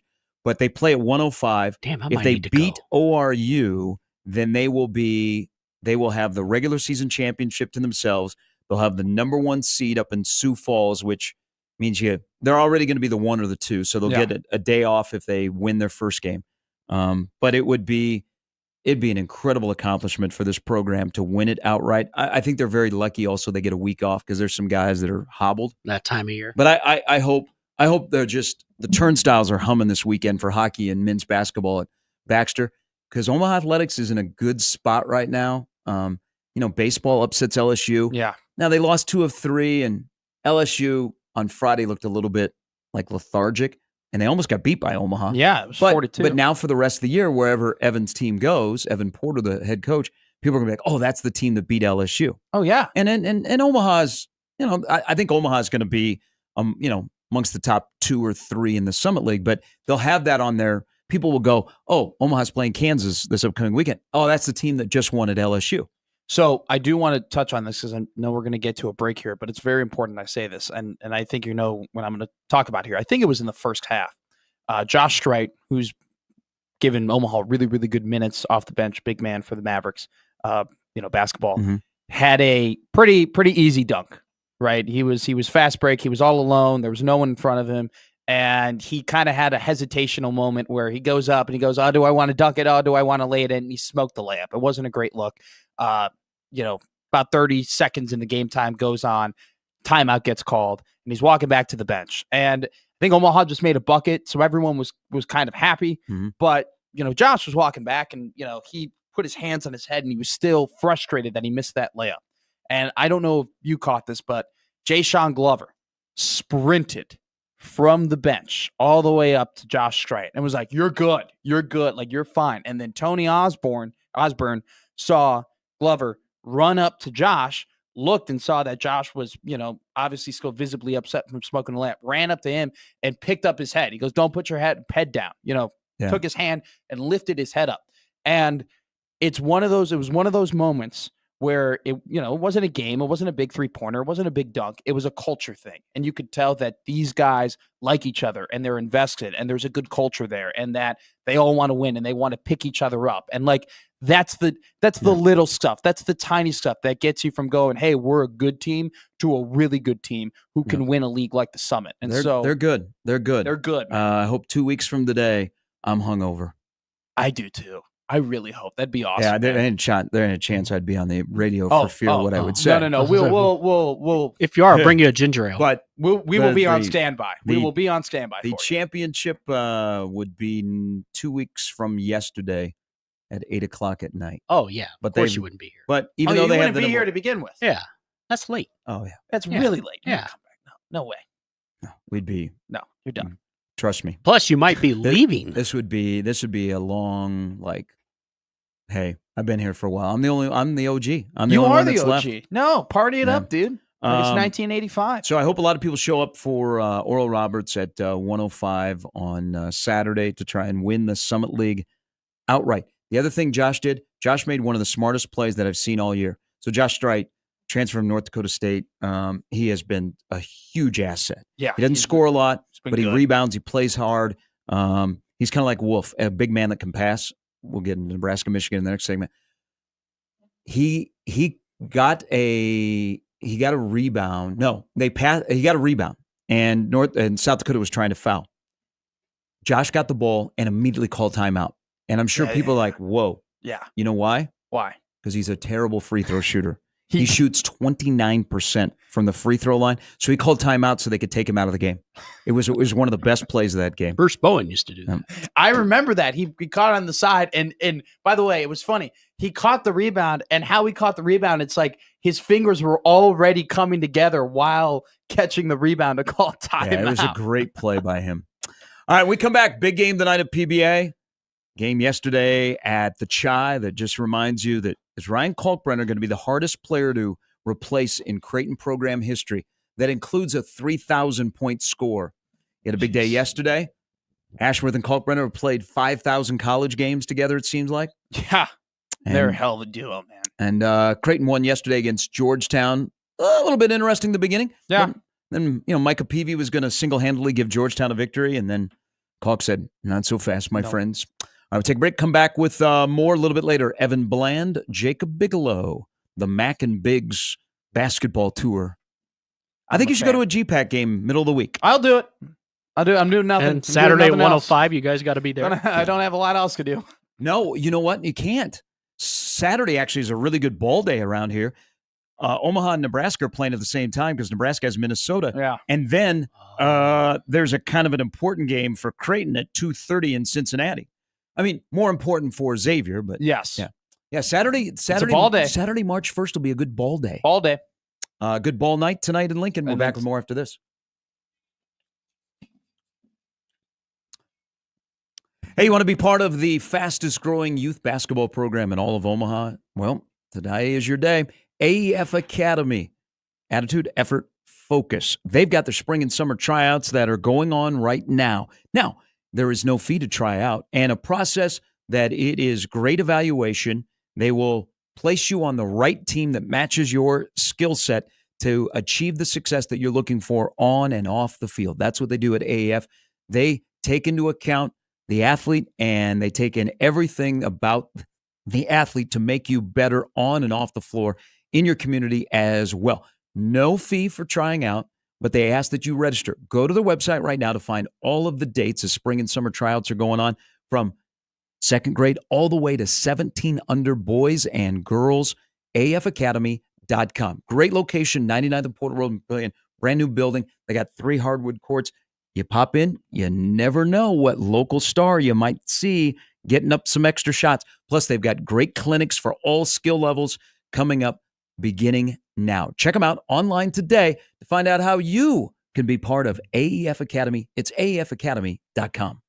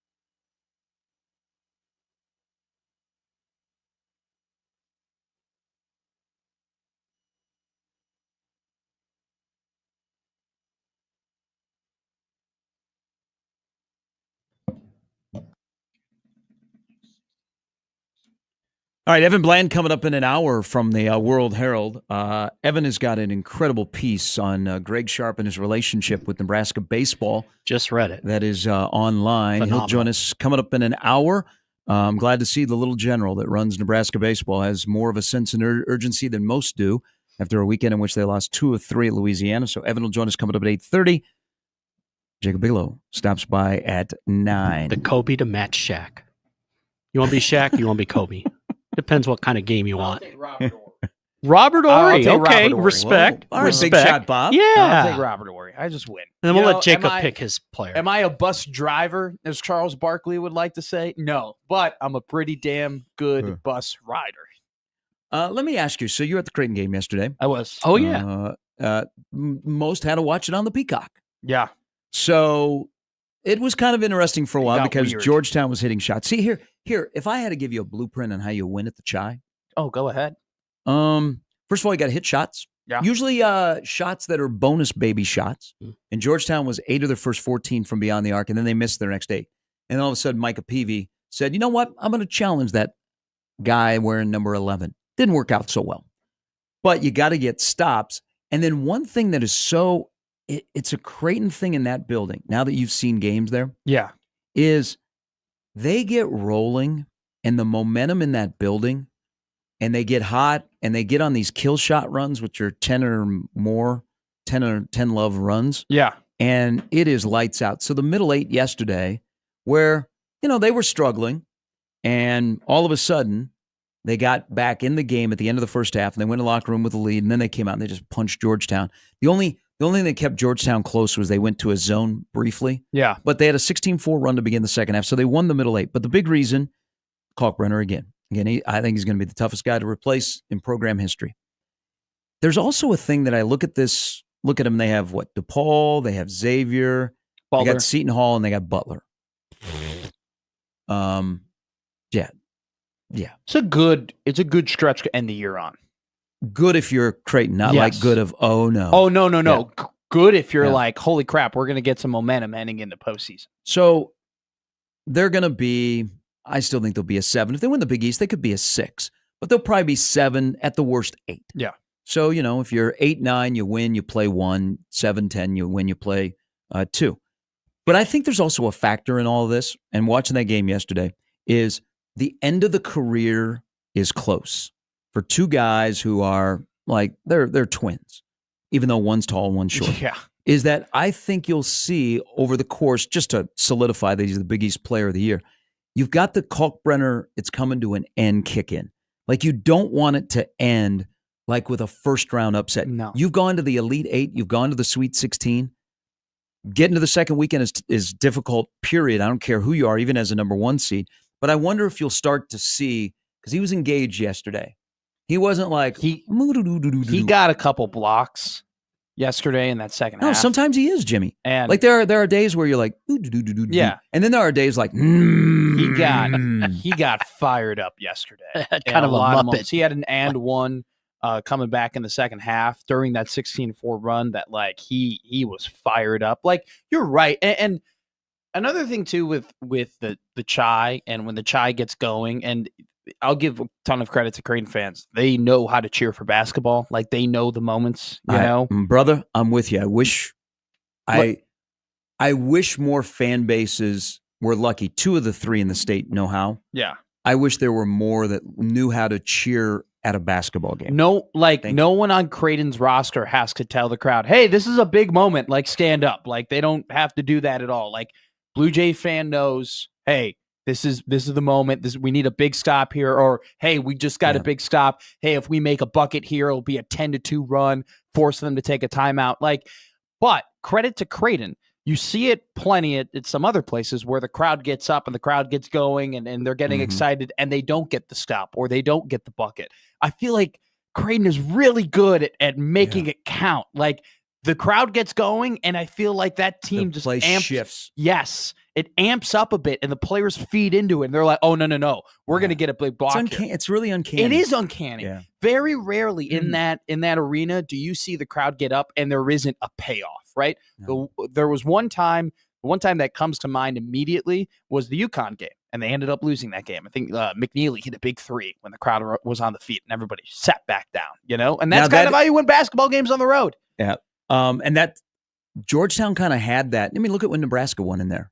It's a make or miss sport, but you hit shots, you get stops, and you never let Creighton get on that kill shot run where the crowd gets into it. That's what Nebraska did. Like Georgetown yesterday, I was like, wow, they have the formula going right now to pull off an upset. And then all of a sudden those three balls stop falling. And then the demoralizing thing of basketball is I can't imagine. I haven't played competitive basketball since I played St. Pius X basketball. I was a pretty good Catholic League player up until 8th grade. The fear of getting your shot blocked. Oh, my God. Or the mental part, like PV yesterday said, you know what, I'll challenge Kalkbrenner, which is not wise. No. Just the mental part of getting your shot blocked that you're not going to go back to the well. They had, yesterday, Georgetown had 3 made shots in the paint. They scored 69 points. They had number 11. 3 made shots in the paint. It's almost as if you're like, he's like Jaws a little bit. Like he'll be on the weak side block and you'll take a screen going toward the right and you're free home and you're coming home and you're looking at the layup and then all of a sudden just these long tree trunk arms will reach over and just stop the shot or adjust the shot or affect the shot. I mean, and most of the times guys get to the paint, they're going down and they go, oh no. And they turn around and they're like, I don't want to do this. And they kick it out and they figure it out again. I will say this though, like they were up 38-29. I don't really think in that building though, anyone was really like nervous or anything like that. Like I think that the building was still pretty confident. Have some respect for Ed Cooley. I think the building was still pretty confident that they were going to end up winning that game. But when they get on a run, man, like when they're at home, it's a snowball effect. It's that building, man. It is. That is that building. They turn it up, and Ashworth had a really good moment in that last the first 4, so the last 4 of the first half, the first 4 of the middle 8, where he was standing around like he was looking for Kalkbrenner to like give him a screen, and he was just standing there, and he goes, "Oh, okay," and just shoots a 3 and just hits it, and like that, the momentum shifted immediately when he hit that 3. How many assists do you think I'd have if I was playing with Kalkbrenner in my current state? In your current state, I think I'd be good on the lob. 7. No, you'd feed him. How many minutes do you? How many minutes fronting Kalkbrenner? And I'm like, I live like, oh, we're gonna bounce it, and that person bites on it, and then I just lob it over the top. He catches it, boom, doesn't put it on the floor, no bounce. How many physical minutes do you think you could play? This is a fair question. And I'm not talking. Are we about run and gun basketball? Are we like South Dakota, Omaha, or are we like Creighton? You're Creighton. Yeah, you like Doug Moe's Nuggets or So you're moving like Creighton moves pretty quick. They're not fast, but they move pretty quick. You're playing for Creighton. We were playing for Coach McDermott. I get up and down the floor once. Okay, so I think you'd have 1 assist. All right, we're good. Okay, there you go. That's all I need. 1 assist. That's all I need. Then I'd retire. Yes. Pull on your shorts. You're in the take you history out. books. I'd be You're in the- officially in the history books. They'd have to put me in the stats. Yes, Rob, you would. Rob would have to acknowledge that I have an assist. This is everybody scrolling to find Gary's name in the books. Just took 1. Yeah. I'd be like Moonlight Graham. Yeah. Hey kid, Hell of a reference from you. you were good. Build it, they will come. When we come back, they built it in downtown Lincoln. They built it in the rail yard tonight. Do they come? Michigan. Oh, They'll be there. 60. You know how early I'm going. I know. You told me. I was like, Tonight damn. is the night. I don't care if it's Monday. I don't care. This is the night that the building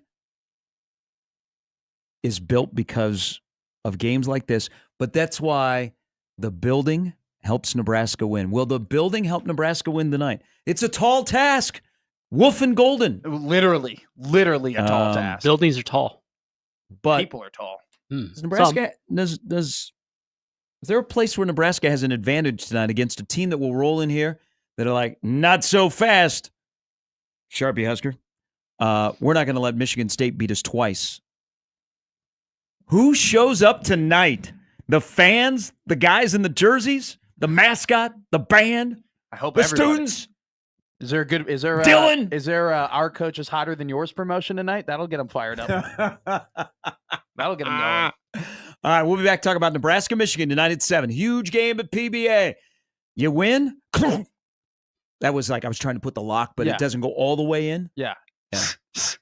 By the way, why do people put locks on the bridge on my walk over for Exarban Village? For love. Oh, it is? Yeah, locks Ooh, on a bridge. There's is a love lot of thing. people in Oh, Exarban. hair lock. I thought you meant like No, like the locks, like they have padlocks that are on the Yeah. bridge. They put them on the fence. It's a common tradition. If you put like a lock on a bridge, it's like for love. Like Really? you lock love. Like then if you break up, do you have to get the bolt cutters? Yeah, I think so. Do you really? Love Is in that like general. that? Is that law? It's got to be a little embarrassing, right? If you walk by that bridge and you see your lock, but you're no longer with that significant other, or there's got to be multiple individuals who have like 3 different locks on that bridge, right? There's a lot of love in Exarban. Ton of love. That's to my go takeaway. around. Love tonight at PBA, and it won't be Chuck. All right, Gary and Matt with Jimmy. It's 1620 The Zone. This basketball season, I won money last night. When your favorite stars score buckets for alley-oop, and you an opportunity to win money from watching sports with Underdog. You want to win up to 1,000 times your money? Well, I didn't quite win 1,000 times your money, but I won something. You can with Underdog. To play, choose whether a player will go higher or lower on their, what are their stats? Points, assists, rebounds, awards. They got all your favorite leagues, teams, and stars to choose from. Mind you can create entries with all basketball picks or mix and match across other sports. This includes pro basketball, college basketball, all those things. Oh, it's going to be fun. Millions of fans have already won billions making picks on Underdog. Their app has over 100,000 5-star reviews and millions of players. That's a lot of big numbers. This week on Underdog, I'm diving into all college basketball. Because last night, Ant-Man and the Wolves helped me they helped me win money, and they'll do it again this week. But tonight, Nebraska and Michigan. Because when you work at a radio station in Omaha, you're going to learn a few tips to help you make some money.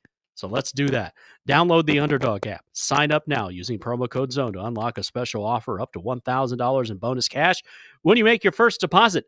Join in on the fun when you sign up with promo code ZONE and claim your special offer today and get up to $1,000 in bonus cash instantly upon first deposit. Must be 19 plus. The Nebraska president of state where Underdog Fantasy operates. Terms apply. Void in Colorado. Concerned with your play? Call 1-800-GAMBLER. Visit ncpgambling.org.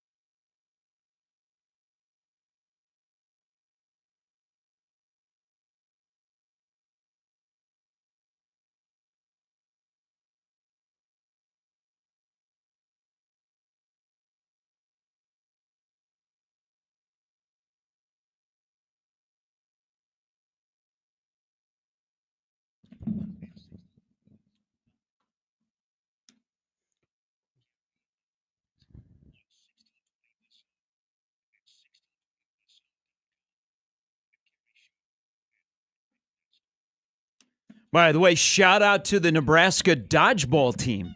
Did you know they are ranked number 14 in the country?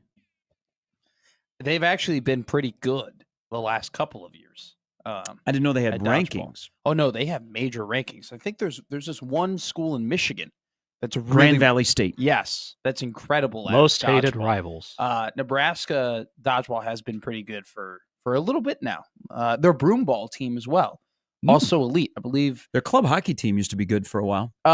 They had a really good last 4 years, but then a lot of the veterans that they have since graduated, so they're kind of in a bit of a downturn right now. I was the voice of Husker hockey for nice. Yeah, that was my big kind of like pet project. Was me and a bunch of other students, people got like a high level production for Husker hockey. Like we did all the games. We did a pregame and postgame show for Husker hockey. Nice. Yeah. Maybe when they're in the Big Ten. Hopefully. That'd be big. We already have the things. The equipment. If you are 14th in the country in dodgeball, what of the 5 Ds is missing? Duck. You don't duck very well, but you dodge, you dip, you dive, and you dodge. Yes. Okay. But you're missing a duck there for sure. Who's the coach? Are they on the hot seat? I have no clue. How can Everyone's they on take the hot next seat. step? 14 is great, but Don't how can they ask get me in if the your top coach 10? is on the hot seat. My answer will always be yes. All right. Depending on what happens with Nebraska tonight, that'll be a fun discussion tomorrow morning.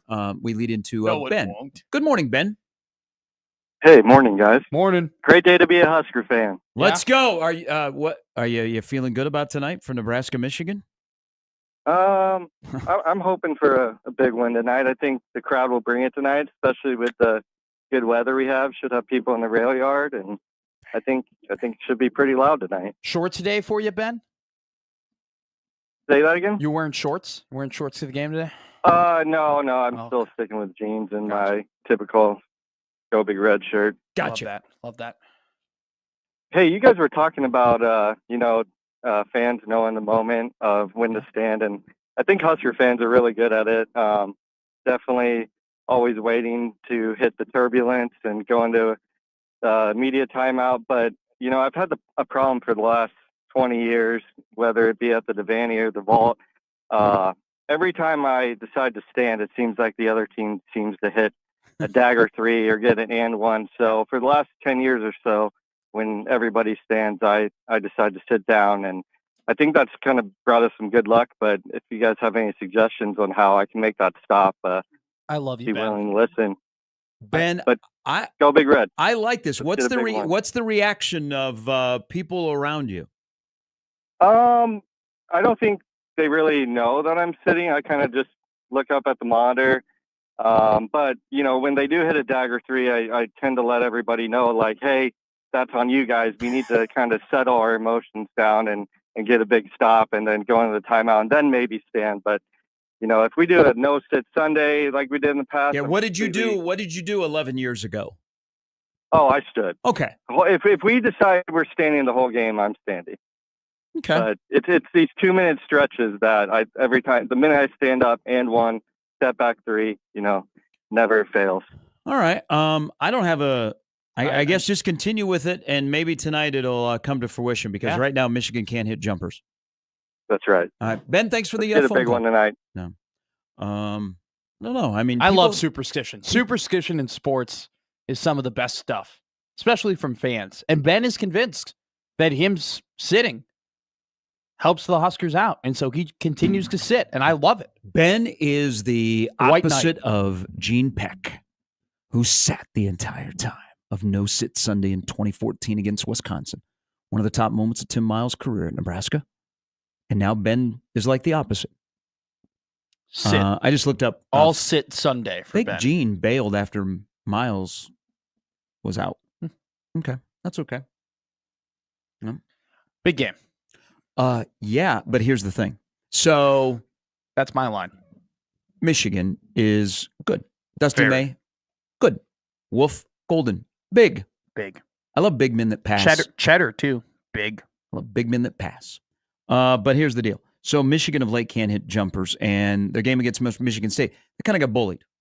And they were 1 of 9 from 3-point range in the second half, but this is kind of a continuing trend. And Michigan even though the record is looking good, they played some tight games of late. Like they had that 6-game stretch where they actually -4 in point differential. Yeah. So they have played a couple, and like the Ohio State game got a little frisky too. Like they are beatable. Like they are a beatable team. They are. They match up really well against a lot of different teams. And it really just comes down to, can they make their shots is really all it is. Which worries me because while they all of a sudden are having trouble hitting jumpers, they're facing a team that is 14th in the Big Ten in 3-point defense. Yeah. And 15th in the league in effective field goal percentage on defense. And kind of what Ben was saying, we've seen it. When teams roll in to play Nebraska, doesn't it make sense that if you're struggling to shoot, the way to get better is to play Nebraska? Play Nebraska. So I will say this. I have one thing that worries me deeply, and it's turnovers. And in particularly because they're big, right? You got Golden down there and you got Wolf down there. And Nebraska has a really and we've talked about this before. They have a bad habit at picking up the dribble. Like they'll get down there in the low post or down there close to the baseline and they'll pick up a dribble and they'll get stalled and then they'll panic and they'll try and pop it out and reset the offense. The problem is that Michigan is really, really good at stopping the initial drive of a team and then bringing down Roddy Gale Jr. and having him strip the ball away. He did it a couple times against Michigan State. That worries me deeply. I'm afraid that because of Michigan's length and their physicality in the paint, it's going to panic the spotty point guard play that we've seen from this team, regardless of who's out on the floor when they are not playing well. Point guards have to be on point tonight. Like, I know everybody's going to say, hey, Berke might be coming back and the bigs have to play well and you have to clear the boards. Like, point guards have to play well tonight. You cannot turn the ball Just cut over. right to the chase. Worcester and Hoiberg have to play better than they played against Penn State. They were not very good. No. They turned the ball over a combined 7 times. Those are the two most important people on the floor for Nebraska tonight, in my opinion. I agree. Ahead of even number 4 and 3. Stop picking up your dribble in the paint. Okay? If you're not going to shoot, then just turn around and throw it back out. Do not pick up the dribble tonight. This is the last team you want to do it against. But why is Nebraska a favorite? It makes no sense. No sense. My model, and boy, that looks good, by the way. 4.5-point favorite, Michigan. Really? But there are some places now that have Nebraska's line at a Nebraska 1.5 favorite. Yeah, it opened as a 1.5 favorite yesterday. No way. I might be making a little trip over to somewhere. All right, halftime. Band's about ready to come on the field. Evan Bland coming up the next hour. Jacob Bigelow, certified ball knower. Yes. Certified, almost went into Kendrick Lamar there. Certified lover boy. Of basketball. Whoa. Yes. Yeah. He's focused. We're in season. Not the next. Out of not the season. next line. He's a fine young man. Out of season. Whatever happened at Alderman's stays at Alderman's. Nothing happened at Alderman's. It's a good place. It was loud. Got to go there Now during you Christmas sound like me. season. Oh, That's I part of would've got that. part of the Part of the charm? ugly sweater bar crawl. That's fun. That's fun. Evan's coming up in 30 minutes. Plus, kudos to the NSA. They pulled it off again. Another banger of the state wrestling tournament downtown over the weekend. And they even made it, I think even the gatekeeper liked the state tournament this year. Maybe, except for one aspect. We'll get into that when we come back. It's Gary and Matt with Jimmy on 1620 The Zone.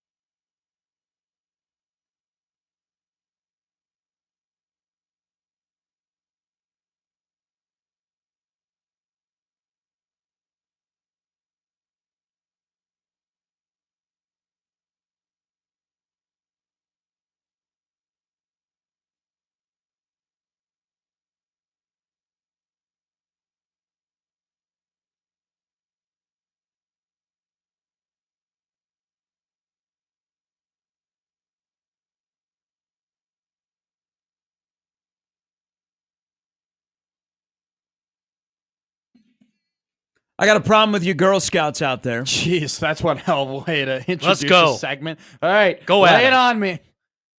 Thin Mints suck. Whoa! Yeah, there's my food take. No. They suck. Whoa! Yeah. That's awful. No. That is so bad. No. Disc of excrement. So That's terrible. There's my food take. You're That's what I got. Hey, You're- shut the mic up. You're in the done. penalty box. You're done. You're in the penalty box. Okay, like Victor Wembanyama off your favorite team. You're done. We're done. You're done. Hector Banana Bread. Oh, that's right. Do you know about that? The Hector Banana Bread. You're on the TikTok. I'm on the TikTok. My TikTok was strong this weekend. Everybody's still doing the Kendrick Lamar dance. They're not talking about the Chiefs. I love it. Love it. Dude, that has become Nebraska so popular. volleyball is doing the. Are they? Yeah. Do you know what's funny? Inside baseball here, you send me TikToks, and I don't have TikTok, and Yeah. so I don't view them. No, but you I- can still look at them. No, you can't anymore. Really? have You used to they be able send you- to. Yeah, you used Yeah. to be able to. Now they send you right to the app. Yeah. So you've sent me two, and I've been like, haha, like so funny. Like, But you I didn't see haven't even seen them. So I just felt like I had to admit I didn't that. know that. I sad. Yeah. Yeah. But you don't have an Instagram, which sucks. Which because I love Instagram and I would love to send you. I'm Instagram more posts. afraid of Instagram than I am of TikTok. I think we're on the opposite sides of the aisle here. The Ruskies are going to be our friends, aren't they? Bundle Ruski. Nope, not talking about the Chiefs. We're on to the combine. Aren't you happy you don't have to see that commercial anymore? Oh, I've seen it. It's- They just don't it's run it still as there. often. Yeah. I'm really glad Mahomes Senior fight John Rocker. Yeah. Good that job. was so Hey, Yeah. Good job, Brittany. I'm telling you. I don't think people understand. Patrick Mahomes is able to do his job with all of the chaos around him. Mm-hmm. Like, still is be like a crazy. good person, but he's got his dad, his parents, political, his wife, his brother, and yet he does that. Brittany No definitely. wonder he's friends with Brittany's Travis. had a good year though. She's taken a bit of a back seat and isn't on as much as a hot stove. Well, as she was used pregnant. To be. Yeah. Yes, that's Yeah. a good point. So So, she that's- had other things yeah. going on. That's probably more important, Probably. I would think. Then spraying champagne onto a bunch of really, really cold people after a playoff Yeah, one. you got to worry what's in the tum. But here's what we need to worry about with Girl Scouts. And there's no connection here between the Girl Scouts and Brittany Mahomes if you're trying to connect the dots. Or Patrick. Here's the thing. Like, we're in Girl Scout season. Girl Scout season, they're outside of your grocery store. They're outside of your dispensary. Yeah. Okay. So smart. Oh, you go to Colorado, Yeah. the Boy Scouts and the Girl Scouts that are outside of, They know what's up. smoke and blow, Mm-hmm. they are smart because Oh, they're going to yeah. make some cash. Oh, big time. So I think while the Girl Scouts have added cookies and they have, like the peanut butter has gotten solid, they have ignored what is the base of what has made the Girl Scout cookie. And it's not the Thin Mint, in my opinion. It's the Samoa. Nope. The No, tag that would be too easy. Nope. The shortbread cookie has deteriorated. Oh. They have forgotten about their identity. And I don't know I if they've got seen you. other things like teams, corporations. Sure. When you have something that establishes the identity, and then while you grow the brand and you add more to it, but you forget about the OG, you know what happens? Then that impacts how I think about the rest of the cookies. I don't know if you guys have tried the Is there shortbread enough this year. Is that the tie-in? blue, the blue box? Yes. The shortbread is really struggling. The shortbread has taken a step back, and I'm really worried about the future of the Girl Scouts because they've forgotten about the OG. The shortbread does not taste as good as it used to. It's I don't like- know why. It could be maybe it was made somewhere else and not by the hands of the Girl Scouts. Mhm. But I mean, that's not how they the make shortbread in 2025 is not the shortbread in 2022, 2023, 2024. Fix it. I'll see you in 2026. And oh, by the way, I'll buy 5 boxes. It's to like test thoroughly. when a minor leaguer gets up to the show and he changes his swing. He's like, hey, son, remember what got you to the dance? Remember what got Exactly. you here? You know? You dance with who brung you. Short two, long through. Short two, long through. Why do you ignore the shortbread? Because people like the shortbread. It's a comfort. They go Grandma back did. to it. They lean on it in tough times.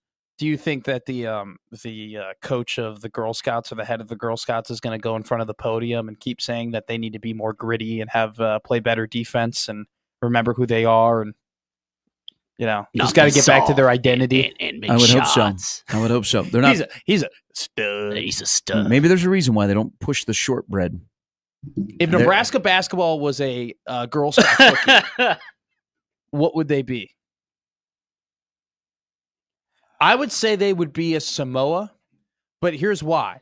because you take the bite, you take that first bite, and you're like, okay, that's pretty good. That's a good cookie. But then you got to start like going through the coconut bits that like get into your teeth, and you have to kind of like scrape that out, and you don't know whether or not to shoot the like to spit out the coconut bits or swallow it, right? And so you're kind of thinking like, this is a little bit of a crappy cookie. You know, like it was good, then it was crappy, but it was good enough where I want to have another bite. And then so you take another bite and you're like, man, I got to get more coconut bits out of my teeth. And you're like, why do I keep doing this to myself? I just eat the whole damn box. I like that. The caramel delights. Yes. And coconut really should be banned in this country. You're trying to ban my TikTok. You should ban coconut. Oh, that's right. I forgot you hate coconut. Oh, coconut is really. Yeah, I did not know this about you. Okay, Yeah, and this was especially part on of that our cookie. Almond Joy talk. It does not need that cookie I does like- not need to have coconut. I like coconut water, but the coconut on Coconut water is my great. cookie or my candy bar needs to go to a place that is HE double hockey sticks. But with the caramel delight, I like where you're headed here because there's part of it you like. Okay, you know what you're going to get, Yeah. The and delight so it part. depends on where you bite into it. If you get the chocolate, but then sometimes you're going to get the coconut, and you'll be like, oh, that feels like we're in foul trouble at State College. But then you go back to the chocolate, and you're like, ooh, this feels like Purdue and Wisconsin in the 23-24 season. And then when you're finished, and it leaves a good taste in your mouth, like, that's how K-State felt. Exactly. I can see it. Exactly. I like that. It's like what part of the Samoa did you bite? What part of the season are we watching Nebraska in? Are you biting the Samoa in the December part of Nebraska basketball? Are you biting it in the January part of Nebraska basketball? It's all dependent. It's all dependent. But do you know what you keep doing, Jimmy? Eating. Keep eating the cookie. Always. You keep. So the doctor says As if you soon eat any as more, they you think die. I'm out, they bring me back in. You can't. I mean, it's only You $9. can't quit it. It's only $9 a box. What? $9? What? Yeah. In this economy? I thought they were supposed to be cheaper. Whoa. Now we're just screaming here. Yeah, I know. I know. I've never gotten this heated here. Did I get screwed? I think so. $9? How many boxes did you buy? One. Did you get hustled by Girl Scouts?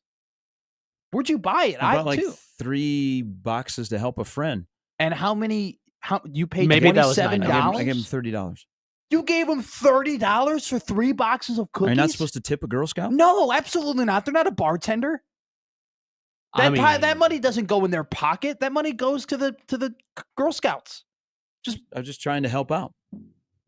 $10 for one For a box of cookies is Well, wild. I gave like a little tip. I mean, Oh. I don't need change. Why would you Just tip? commission. And why is it $9 a box? Inflation. So wait a minute. Did I get scammed by Yes, a buddy? you got hustled. All right. You for sure got hustled. Or you got hustled, or the American economy is way worse than I thought it was. That. It's one of those two things. We are in way bigger of a hole than I anticipated, Whoa. or you got I hustled. might have answers here.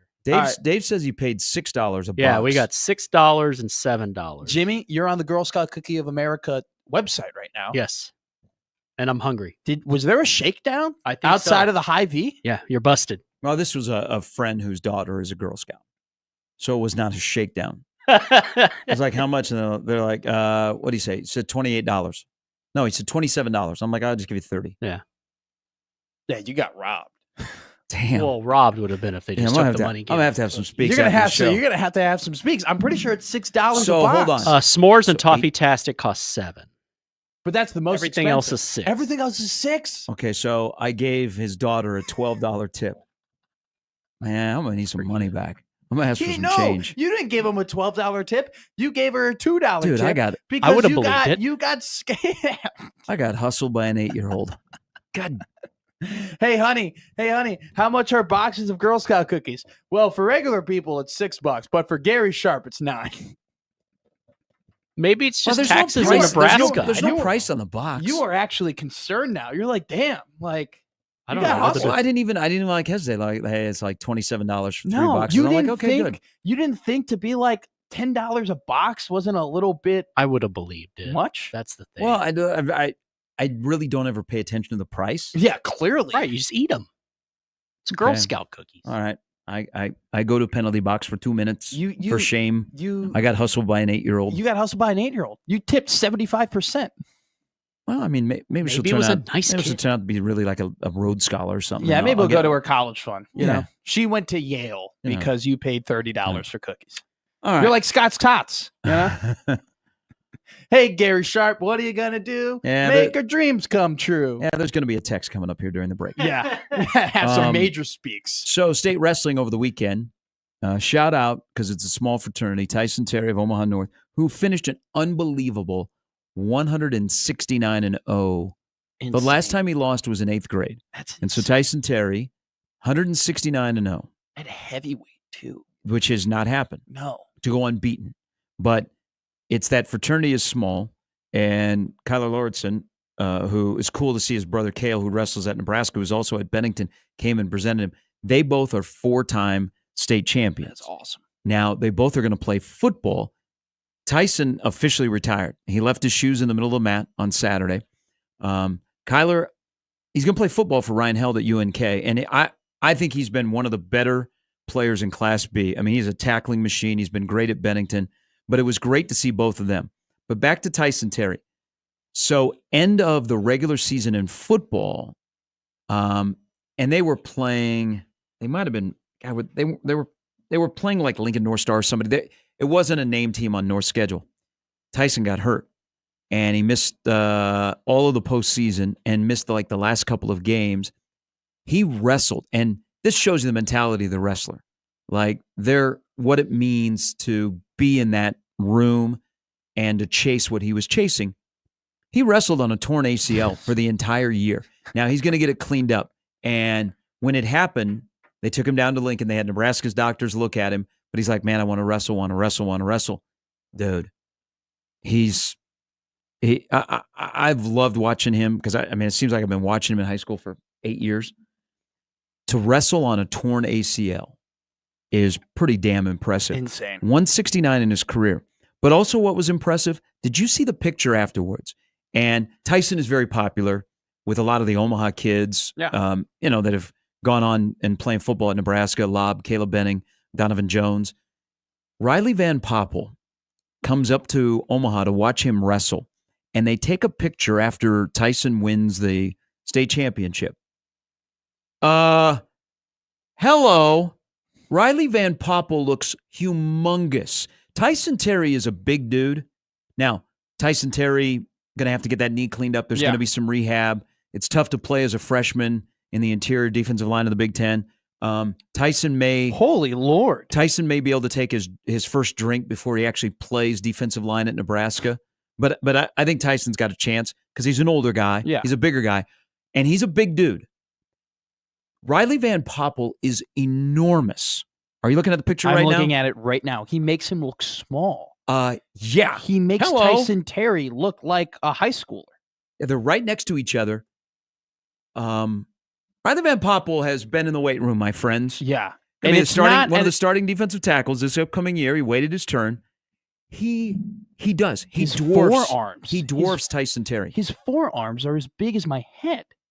I mean, it's not, and by the way, too, for people who look at, if you just look up Riley Van Poppel on Twitter, you'll see it. Like, it's not that he's just big. He looks strong. Like, he looks like, you know what I'm saying? It looks like he packs a punch, It's not just weight. He not looks just like large. a Big Ten defensive lineman. He does. I mean, he makes Tyson Terry look like a miniature individual. Sorry to take away from Tyson's glory, but when I saw a picture, I was like, whoa. We need to have a discussion about Riley Van Poppel. We need to have some speaks. I was thinking, though, so, in the individual part of competition in high school athletics, is there an equivalent to a 4-time state champion? Say that again, sorry. High school athletics, 4-time state champion in wrestling. Is there anything that is equivalent, even close? And you can include a team sport. Okay, so I was going to say, like, individually, no, I don't think there's anything that's, because sure, you could be a 4-time champion in other individual sports like tennis or cross country or golf, but none of those are as physically demanding as wrestling is. I mean, that is a grind, that is a tear, and not only just from a competition perspective, but from a practice perspective. Wrestling practices, man, they are intense. Yeah. And so I lasted a day at Urbandale. I did a mock freshman year, like you go and you do a full wrestling practice, and I was cross country runner at the time, and I was exhausted. I was like, I don't understand how people do this every single day and dedicate themselves. It's crazy. So From an individual perspective, I don't think there is. From a team perspective, if you're a guy or a girl and you end up winning 4 state titles as in a team sport, that's pretty damn impressive. Like, you could maybe even argue that might even be harder because there are other people that you have to rely on in order for them to consistently like be good and bring in new talent and to win. You can make that argument, but from an individual perspective, hell no. 4-time state wrestling champion, hell no. Nothing individually. I mean, that's amazing. It's insane. So, and to do it on a torn ACL, and like, so I saw him. I saw the clips and him wrestling and whatnot. He had a limp. He had a limp. Yeah, so he did. He's going to get that cleaned up next week. He also had a challenge on Friday night. He almost got beat. Double overtime. But that event for anybody, I every year we say the same thing. It's one of the best things that the NSAA does. It never disappoints from the talent, the drama, the emotion. Yeah. The state of Nebraska in wrestling at that level has expanded out where they're going to Fargo, they're going to Pennsylvania. So you see it on a bigger stage. And I think there's more respect for high school wrestling in this state. But it never disappoints, except for when Stu Pospisil becomes the gatekeeper. So Stu, doesn't like backflips. That's his big thing. He also wants things to start on time. Okay. And if you have a little glitch here or there, if you have a little glitch here or there, Stu's going to bring it up. That's just who Stu is. Stu is the gatekeeper of media when it comes to high school sports in this state. So he hates backflips. You know what? I love the backflips. And there's one guy I want to point out, and I texted him. I texted Coach Strohmeyer over at Iowa Western. Tony Palmer from South Sioux City, who has had an incredible football career, just wrapped up a wrestling career. He won a state championship. So he does a backflip. If Tony Palmer was in Omaha in high school, he would be going to a Power 4 school. Yeah. He's in South Sioux City, and people are like, I don't know about those numbers when you're running for 3K. Iowa Western got a steal in Tony Palmer of South Sioux City. He's done wrestling. Iowa Western has a good wrestling program. He's just going to play football. I told Stroh, you got a steal. I mean, he's going to be great on and off the field. That's awesome. But I like the guy's backflip, and the NSA is like, no, we're not penalizing it. If you want a backflip to celebrate winning a championship, when the person you just beat is off the mat, okay? Yeah. Little decorum. That's cool to do. I'm glad that backflips are back. I'm glad that we have personality. We can still have sportsmanship. We can still have personality. Thank you. What would the penalty be for doing a backflip? Well, they were dinging team points. Really? Yeah. We had gatekeepers who are like, I don't know that is really in terms of sportsmanship. So you know what? Go friggin' put a singlet on, media guy, and go out there and wrestle. And then when you win, you go, I have no emotion. Shake your hand. Yeah. Coach, give a big hug. That's all so right, stupid. go see mom and dad. Let's see, I'll go back and have a shake. That's so dumb. Have a smoke. So dumb. So every clip I've seen of Tyson Terry wrestling, I know there's a name to it, and someone can tweet out what the name is, but he flips the guys over right onto his shoulder. They're on their stomach, and he flips them over onto their back in order to get the pin. And every time he does that, he wrenches the arm of the other wrestler, and you can just see like it is all the way back on their back. If Tyson Terry did that to me, I think he would tear my shoulder out of my socket. Like, not like the force and strength that he is putting on these guys' joints on shoulder, which is why it's an effective move, and flips them over. I watched him do it. Like, there was like 3 or 4 different clips of him doing that. I'm like, I would like, it would be out. Like, I would be broken if that guy did that to me. It's insane. I don't think it's any coincidence. Players make good wrestlers. No, wrestlers make good absolutely not. football players. The other one I want to shout out. So I did not know this, that Creighton Prep had never won a team championship. So they won A. Scott won again in B. But speaking of Scott, kudos. This is pretty cool. Tim Ziola. He's father of 3 boys. That's a wrestling family. Ben won a state title. And then Cade, who is going to Nebraska, who is a dude. Cade Ziola is an absolute friggin' dude. By the way, there's also another Ziola, their cousin, that is going to play baseball at Nebraska. That's at Prep. Cade wins another title. That was his 3rd title, just like Palmer of South Sioux City. But he was runner-up as a freshman, so he was just on the brink of becoming a 4-timer. I mean, Cade's going to be really, really good for Mark Manning, along with the young man at 120 from Bryan. But just the emotion, like, I mean, with your parents who have gone through that. I mean, it's got to be the journey to be a high school wrestler, to get to that level, and the emotion that you see in that building on Friday nights, which I think the Friday night semis are almost better than Saturday, but Saturday is the Parade of Champions, the light show, all that kind of stuff. Just the emotion. And it was pretty cool to see that whole family, the Ziolas, celebrate together like of a journey. But man, watch out for Cade. I hope Cade has a great college career, and I hope there's another level for him to wrestle. But every year, state wrestling, usually men's basketball for Omaha's out of town, so I have to watch it from afar. Got to see it in person on Friday. Yeah. Yeah. That's awesome. Pretty good. I just think with wrestling, like, the emotion is so high because it's all you. It's all you. Yeah. It's all your work, you know? And like there are plenty of other people who, you know, help you in practice, and you have your practice partners. And I was friends with the wrestlers, and they always stressed how important it was, the guys that would get them ready and warm up and practice with. But at the end of the day, it's you on the mat. Yeah. And the light's on you. And everybody helped you to get there. But go and make your moment. And when you go and make your moment like that, and all of it comes to fruition, it's a win for you, but then it's also a win for everybody else who knew that helped you to get there. And for them to put on an event like that and put a spotlight on it and kind of conjoin it in the way that they do, it's incredible, man. I think public media should have a parent cam. Like that'd be great. So they yeah. so they do the quad box for the finals, but they should have like a little insert of the parents watching their son or daughter wrestle.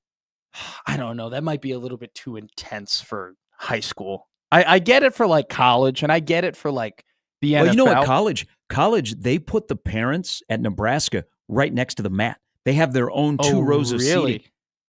That's intense. I could never. I could never imagine being a parent or being a relative or someone very close to someone in a combat sport. You know, like whether it be boxing, wrestling, or MMA, that's got to be the most stressful. You know, because if it's not going well, Like if your you're son, not just son or daughter losing. gets pinned, or They're getting beat up. Yeah. They're literally getting beat up right in front of your eyes sometimes. Like that's got to be so. But also at the same time, when they win, how rewarding is that, right? All right, Evan Bland going to join us before the hour's over. Jacob Bigelow coming up at 9. Huge game at PBA tonight. It's called Nebraska and Michigan. The Turkish destroyer should be back. Should be. They will choose his minutes wisely. And what happens if... Choose his minutes wisely. Hey, Golden's on the court. You're out there. Golden's off the court. Come back to the bench. Yeah, real wise. He's back. Doug McDermott's doppelganger is back. Yeah, I'm telling you right now, when Doug McDermott was in Indiana, he looked like a Turkish power forward. That's all that comes. We roll till 10, where, yes, I got hustled. You got so hustled. Everybody's saying I paid $6 per box. Were the cookies good at least? I paid 30 for 3. You should have gotten 4. Okay, it's for a good cause. Should have gotten 4. 5. Should have gotten 5. 4 with a tip. You should 5 have doubled up almost. I mean, I don't know if this is on the daughter or the dad. I think it's a joint It's operation. a team effort, and good on them. Goes but to not to you. Goes to a good cause. My stomach, right? Yeah. Were you happy when you ate Is them? it a good cause? Yeah, I mean they'll sit for a while. I know. It's like a lead pipe. Damn. It's Gary and Matt with Jimmy on 1620 The Zone.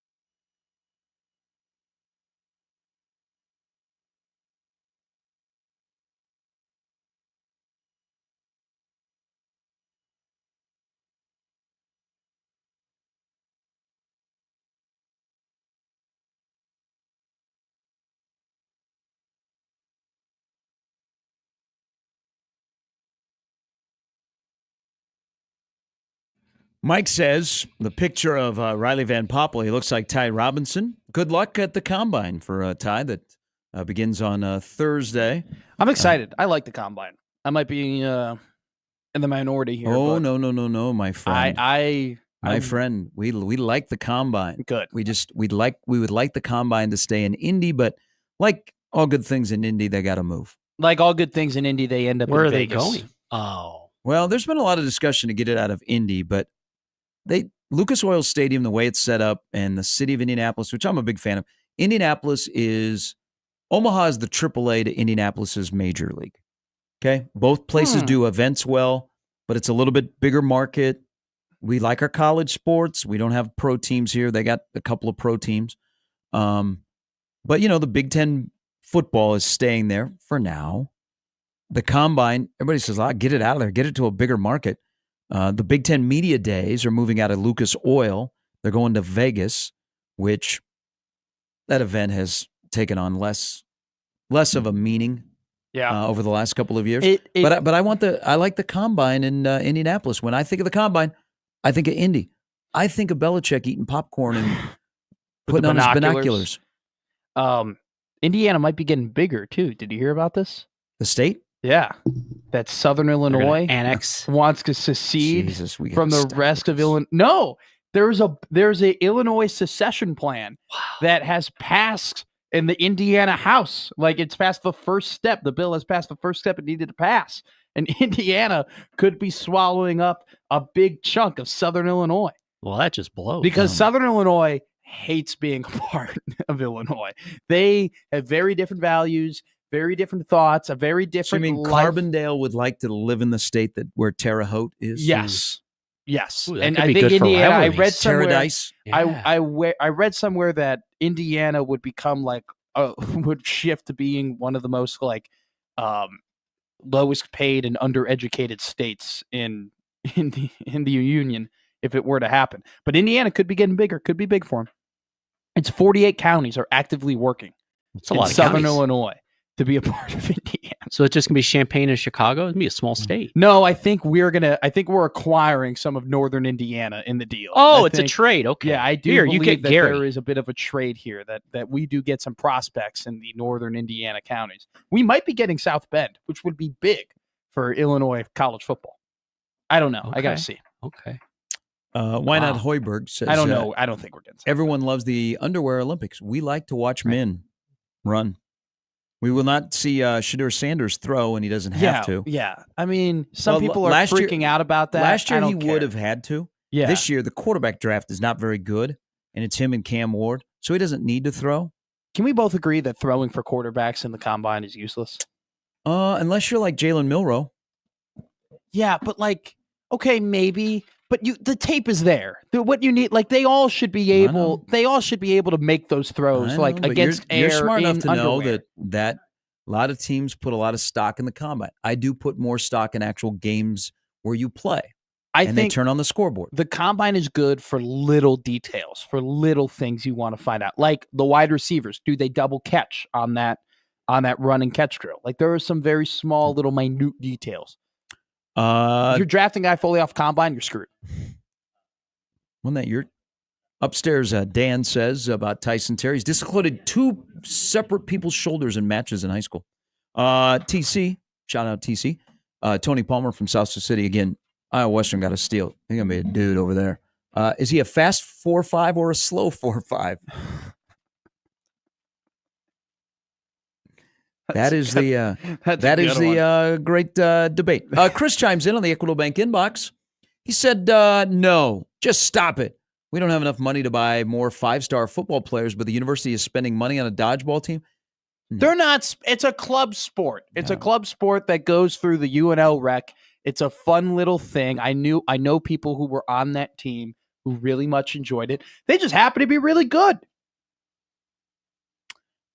Chris should be more upset that Buffett released his annual letter yesterday, and Berkshire Hathaway is doing pretty well. I'm trying to find this Illinois. How come? You know what? How come Buffett just couldn't pick up the price tag of that game against Tennessee? And it would have made things a lot better. Well, you know what? They should follow Buffett's lead. It's all about wins. Yeah, this is it. Here it is. I'm going to show you this map. Look at this map. That'd be the new Illinois and new Indiana. That ain't happening. I think we get South Bend. Man. You make that trade. Illinois would get Notre Dame. That'd be massive. That'd be massive for all the people in Chicago who didn't graduate from Notre Dame who claim they're Notre Dame fans.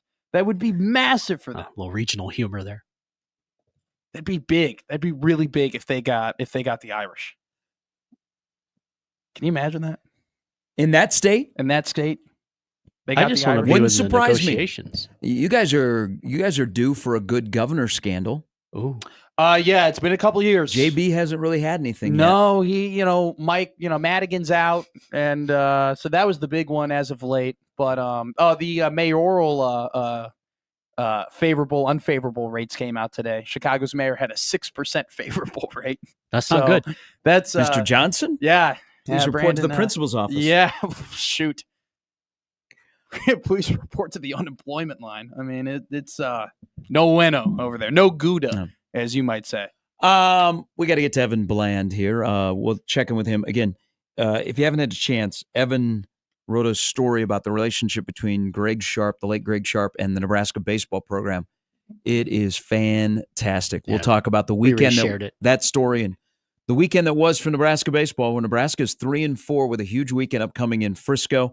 And we'll get Evan's thoughts on Tennessee and Nebraska. All about wins, baby. Just win. Wins over money. Just win, baby. Just win. Indiana really screwed things up. College football really screwed things up. And do people still write letters and email the athletic director? Oh, I would love to know. I would love to see those published, too. Evan stops by next on 1620 The Zone.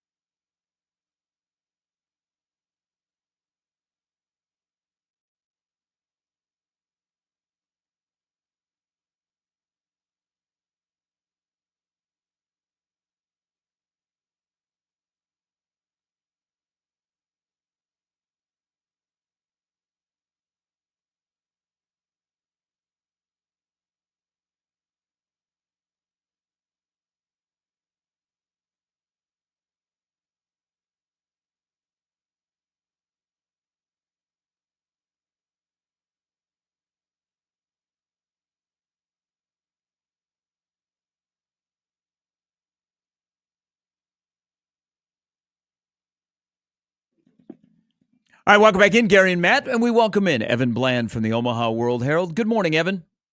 Morning, guys. Hey, first of all, kudos. The story that has been released on Omaha.com this morning, you wrote about the relationship between Greg Sharp and the Nebraska baseball program. I don't know how you did this because you know the subject really well, and we all are still, dealing with Greg not being with us, and then to write the story where you are talking to whether it be Ben or Nick or Will or Kyle Perry, and they're telling stories. I don't know how you didn't get emotionally wrapped up in this, but you fought through it, and this is a great story, my friend. This is fantastic. No, I appreciate that. And that was kind of the goal, was to, I saw Greg around often, and we'd have chats about the team or about life or whatever. But man, it felt like I could have talked to, 30 people, 100 people, and everyone would have had some sort of story, a little interaction.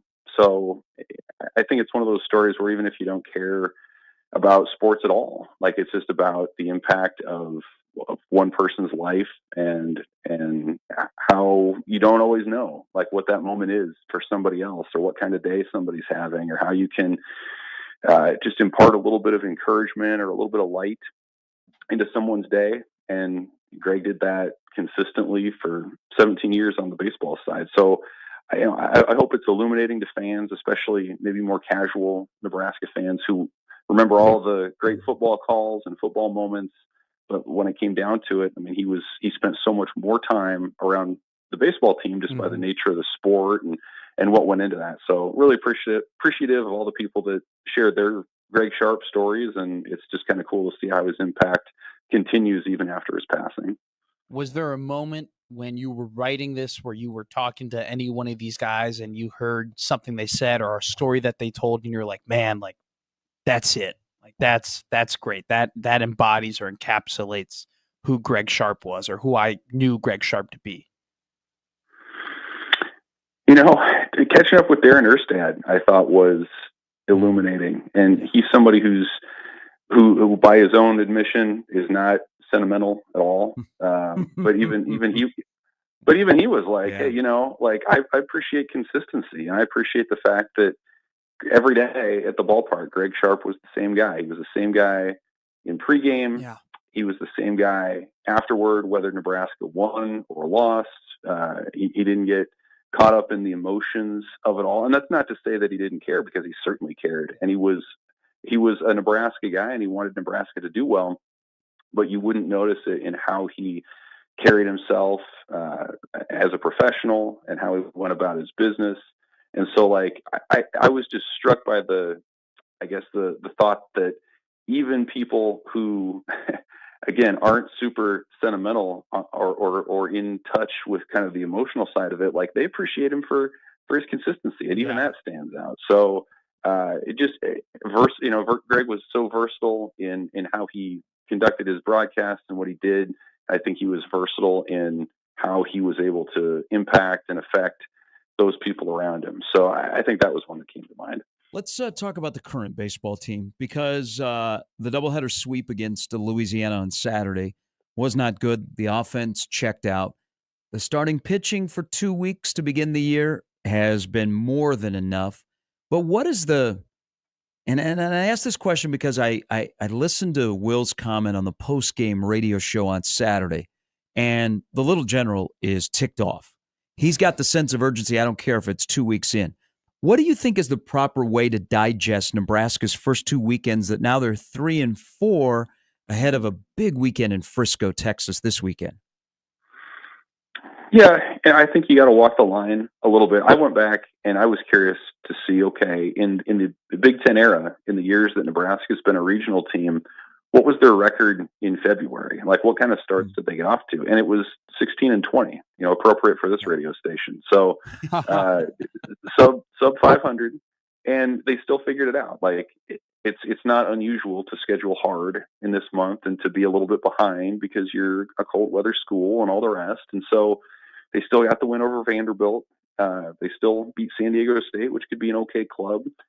And they took 1 of 3 on the road against a Louisiana team that's been in a regional the last 3 seasons. So none of the losses that they have will necessarily hurt their resume unless any one of these teams surprisingly tanks this year. I mean, they were missed opportunities to improve their RPI and their case in May, but it doesn't kill you. And I think, again, the history shows that what you do in February is not the end of your story. So they can respond, but I think you also have to look at the warning signs, especially offensively, and say that, through 2 weekends, they're searching offensively. I mean, their big portal acquisition, Cale Frost, is still looking for his first hit as a Husker. And I think maybe the big picture thing that they're going to have to work through is what kind of offense do they want to be? Because you've got 66 strikeouts against 11 walks as a lineup so far. And yeah, that's the way that baseball is trending as a 3 true outcomes sort of sport. But you really are only able to stomach that level of swing and miss if you're also generating power at a high level and you're a home run hitting team. I mean, you see numbers like this more in the SEC, but those are clubs that can mash. And I don't think Nebraska is necessarily that kind of lineup. I mean, they're more of a string together the hits and pressure the defense and lay down some bunts and steal the bases sort of thing. And, maybe that changes a little bit if Gabe Swanson gets hot and Cale Frost heats up and all the rest. But I do think you have to leverage your speed a little bit more if you are going to be a team that puts it on the defense and stresses defenses. Then obviously you need to put the ball in play. So I think that's probably where you need to start, just in terms of being aggressive and maybe being willing to not swing for the fences if that's not your game. So I think that's what they're working through offensively. On defense, the only errors they have come from the pitcher's mound to this point. And as you mentioned, Gary, I think the pitching has been more than enough for you to have a winning record at this point. So to me, I'm looking at the offense and what that combination is and what kind of attack they want to have moving into March and beyond. Well, let's talk about the pitching staff, because you're now 2 series into the season, and it seems like Will Walsh had a really good outing at one point. Mason McConaughey had a good outing this week. Ty Horn pitched really well the other day. Have they met your expectations? Have they exceeded your expectations? I know it's a little bit of a short sample size, but I think we came into the season talking a lot about the lineup, about the hitting, but the pitching as a little bit of inconsistency, but still pretty good. Yeah, I think so. I mean, Mason McConaughey bounced back well in his second start, and he had some swing and miss stuff in his debut as well. Ty Horn seems like he's settling in to being the guy that Nebraska hoped he could be. Will Walsh had a good opening weekend. It was a rougher Saturday against Louisiana. Jackson Brockett was good in his opener. He might be, if he's not the Sunday guy, you got to figure he'll be a strong midweek regular for them. So you start there. I think Luke Broderick's shown out well as the closer. Jalen Wordley had another good appearance. This past weekend. He's going to be, I would think, their setup guy when possible. Drew Christo was okay. I think they will miss Tucker Timmerman. I mean, he was on track to be, probably their first or second big high leverage arm. And so you have to navigate things without him for a while. I do think Price Bender, true freshman, has been good. He was sort of the guy that Nebraska thought could be its biggest impact arm as a freshman, and it looks like that's going to be the case too. So, I think it's been pretty good. And now you're going to have tests coming up too. I mean, LSU obviously can slug with the best of them. Kansas State just had a really good weekend. I think they're a fringe top 25 team that they're going to see. So you're still going to need that depth. You're getting into that range here in about a week when you're starting to play 5 games a week. So a lot of that's going to start popping in here pretty soon. But I think, the pitching looked like a strength for Nebraska. I still think it's going to be a strength for Nebraska. Now it's just about, can those guys get some run support on the other side to start getting some wins? Yeah. Sam Houston State, LSU, and Kansas State this weekend in Frisco, where the weather is going to be really nice in the upper 60s. Compared to being chilly in Louisiana. Let's shift to football. Evan, I want to be mad about what came out on Friday. Am I supposed to be mad at Nebraska, Tennessee, or the sport? I mean, you can be mad at all three if you want. I think My colleague Sam McEwen had a really good column about that here today. It's Nebraska looking out for its self-interest unapologetically and saying, hey, look, if we're in a time when we need to pay athletes and we have a lot of these bills to pay to be competitive, like, how are we going to do that? And Tennessee was unable or unwilling to move that series down the road. And so because of the stadium renovations and Nebraska trying to recoup lost money with a limited capacity, like, they felt that was something they needed to do. I think additionally, it'd be naive to say that it doesn't improve their path to being in contention for the CFP, and whether Nebraska's from a roster standpoint ready to do that is irrelevant to the idea that, like, what's the easiest path to do that? Is it to try to beat Tennessee at home or on the road, or is it to beat a smaller conference school? So I think those are considerations there. You can be angry at Tennessee if you want for not being flexible, but they had some tougher non-conference games lined up down the road. So that kind of is what it is. And then, just the structure of college athletics right now doesn't necessarily incentivize playing challenging non-conference games, especially if you're in the Big Ten, where you're playing 9 conference games a year already, where you look at teams like Michigan or Indiana the last couple of years that have made the CFP with pillow soft non-conference schedules. It's really about what you do in the league, especially if that league is the Big Ten. So it's unfortunate. It would have been fun. I would have loved to gone to Knoxville and covered a game there. I think that would have been a blast. It would have been fun to see 15,000 Tennessee fans come into Lincoln and see what that would have been like, and for people to reminisce on the black shirts handing it to Peyton Manning back in the day. Yeah. All that would have been great stuff. But unfortunately, it's about money. It's about wins, avoiding losses, and so that's where we are. Hey, there's the optics of this, and it became a he said, she said, and as a fan and a season ticket holder, I'm upset because I wanted this game, and Troy up to 3 weeks ago said this game was still on. Their reasoning, they wanted 26 before they went ahead with 27 because they wanted a full crowd against Tennessee. But his head coach is saying, why would we play a tough early game if we might play 15-16? I like the mindset. I hope they get there where they're playing in the playoff. But how much also of the reaction on Friday, Evan, has to do, and the Nebraska fan base is when they like the good PR, they don't want any drama, they just want to, we don't want to deal with any outside stuff, is that we dealt with this not too long ago with the Oklahoma series with Scott Frost and Bill Moose. And that's how we're looking. We're going, oh, no, here we go again. Yeah, right. I think people are embarrassed a little bit, especially when Tennessee's AD comes out and says, we didn't cancel this thing.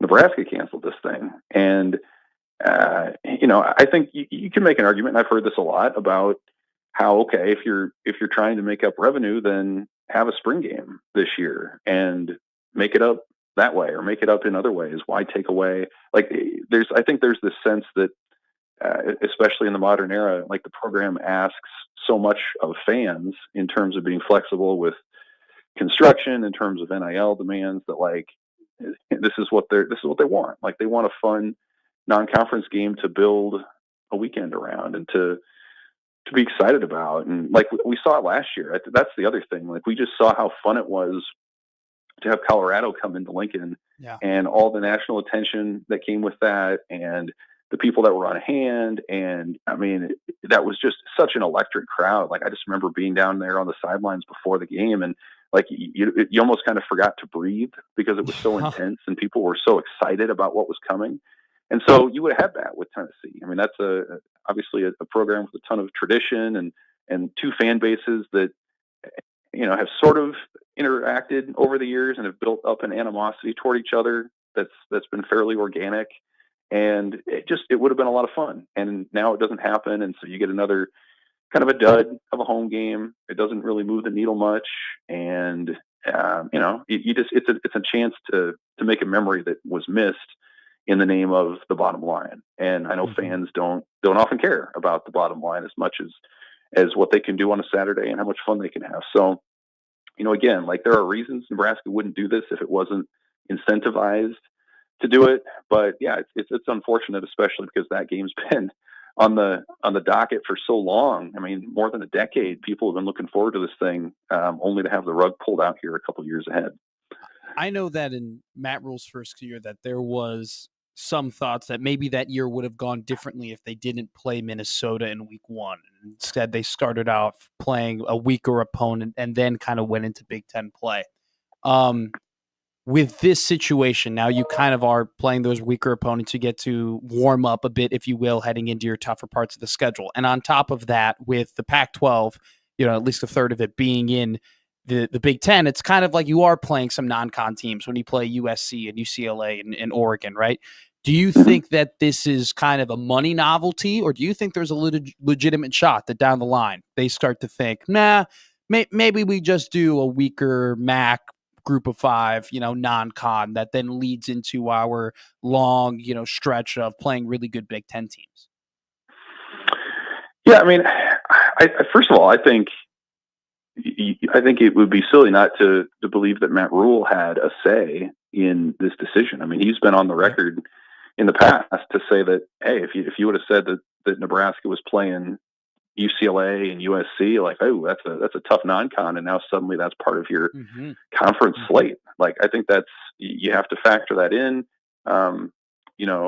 Again, like, there's not, from a CFP standpoint, like, I think the evidence is there that, like, what's more important? Is it avoiding a loss or getting a quality win? I think it's the former. I think it's avoiding those losses. And so, in an ideal world, yeah, I think Nebraska would prefer that ramp up. And for years now, the last 6 or 7 years, they've been on the road to start so many times. They've played power conference teams to start so many times. They haven't been afforded that sort of ramp up that so many other schools have, where you get a few home games against teams that you should beat, and then by the time you get into mid to late September, you have a sense of roles and you're in a bit of a rhythm, and you can go from there. So I think Nebraska would prefer that sort of setup where you get your home games. Maybe you play one power conference team. I know they have the Oklahoma games still on the schedule here in a few years, where you do have the one.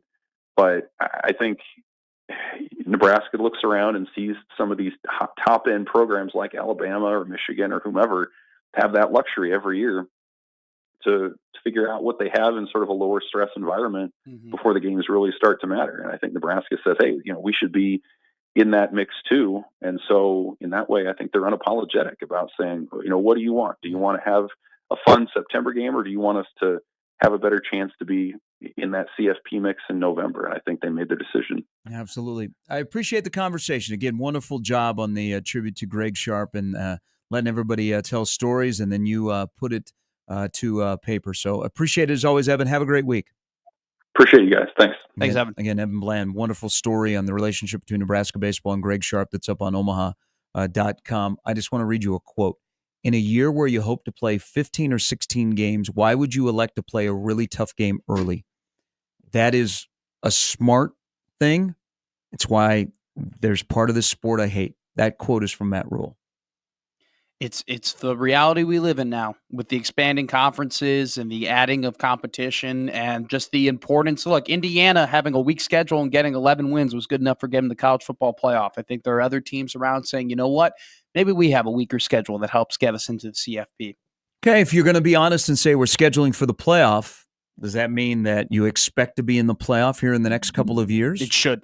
Or the tone that changed, is the 26 going to bring us the real Big Ten SEC schedule? Who knows? Who knows? All right, Jacob Bigelow will kick off the last hour on the Monday edition of Gary and Matt in 1620 The Zone.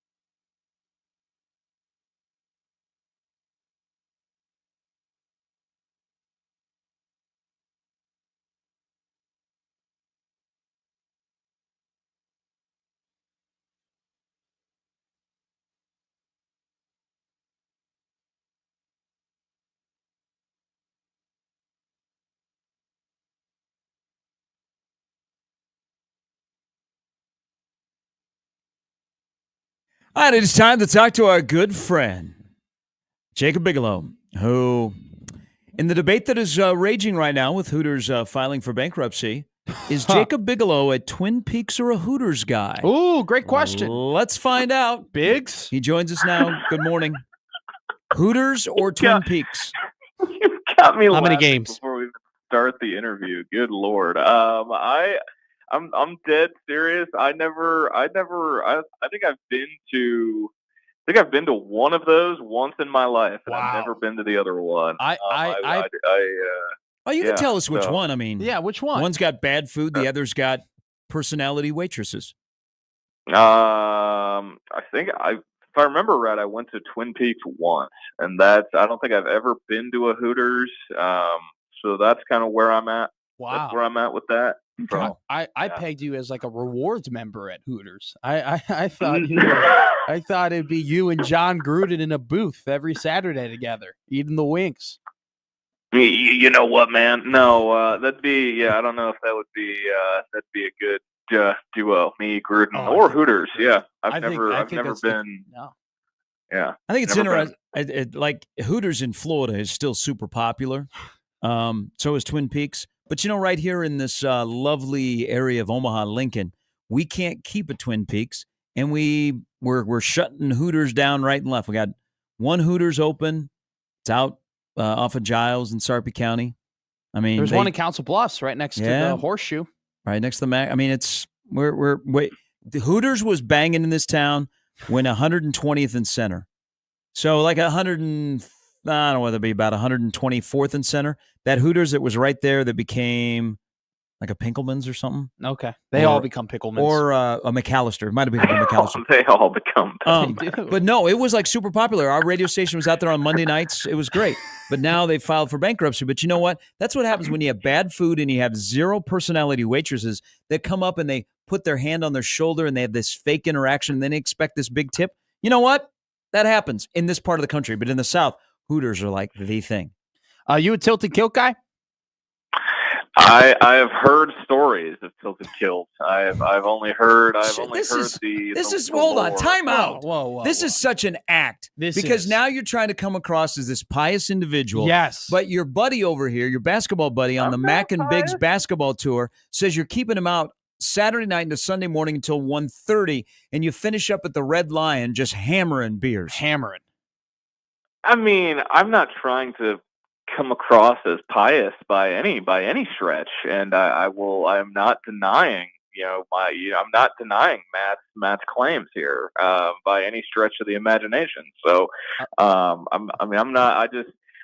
just saying the sports bars with certain dress of the employees were not a constant place I visited in my youth or to this very day. So. Jacob can attest to this. I thought I was going to get a knapsack and a pillow because I thought we were going to be sleeping at the Red Lion because Jacob, I'm a younger man. All right. Jacob's a little bit older than me, but he's still a younger guy. You didn't want to leave. You were like Jordan Belfort at in The Wolf of Wall Street. You didn't want to leave. You're like, we're not effing leaving.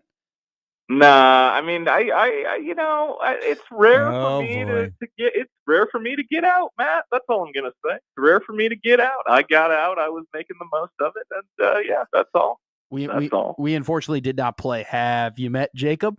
We didn't play that game yet. We will at some point. In our next, we have to pick. Apparently, Gary wants us to go to a GPAC So game. there is a Mac and Biggs basketball tour that is similar to Dylan and Emmett's tour. I think you guys would be a good battle. You got GPAC basketball on Wednesday night. GPAC basketball. I mean, I'll say the biggest difference between that our tour and that tour was there was no social media posts saying, "Hey, look at us, we're at this game." But that's beside the point. That's beside the fact. But what's the big game in the GPAC on Thursday? You can go see my guy, Coach Irwin. Midland is at Concordia. It'll be a tough game for Midland, but go out to Seward. Concordia is always really good, men and women. I'm currently looking at the college basketball schedule to see. Hey, you want to go to Chicago with me early to see George Washington take on Loyola Chicago? That could be a great game. Hey, they had the mascot from the Pop-Tarts Bowl was at the Loyola Dayton game Friday night and was hanging out with Sister Jean. Yeah, I saw that. I almost made a random Sunday trip to a college game yesterday. That would have been way too much driving, but the game turned out to be pretty good. I almost Cedar Falls. Yeah, that was you knew it. You knew it. I almost pulled the trigger on going to Drake UNI yesterday, but I just watched from the couch What instead. did I tell you? If it's a 200-mile radius, it comes up on the ping of Jacob Bigelow of, college basketball is near town. Maybe let me think about going there. There's always a thought, correct? Whenever there's a game within a 200-mile radius, there's always a thought of, can I go there? When did that start? When did that journey for you begin? When you were like, you know what? If it's within state borders, I'm going to go to see basketball be played. Within the last couple of years, I mean, it hasn't been like a consistent thing for me, but I mean, it's just when you're perpetually single and you have loads and loads of free time, you're able to just wake up one morning and go like, you know what, I feel like doing, I'll go do this, and I just can get in the car and head out, and well, I mean, we're coming up on the end of this basketball season, but I've been plenty of places, seen some interesting games, to say the least, and we're not done yet. Hey, it's just like Happer would get in the car and drive to Kansas City for lunch. You get in the car and just drive somewhere for basketball. But you brought it up before we dive into tonight's game between Nebraska and Michigan. Drake, Northern Iowa. So Drake could be in a really good position to get an at-large. I think they should get an at-large. And they're in a position to win the regular season in the MOVO. But it's also Ben McCallum, who came from Northwest Missouri State. And they've got a share of it. So it's the 12th straight year that he has won a regular season title. From the Bearcats to Drake. And he's a popular name, and he's really, really good at his job. Do you think that we may see more in the game of basketball where, I got Power 4 schools that are trying to recruit some guys from Omaha. So they come and they fleece the mid-majors.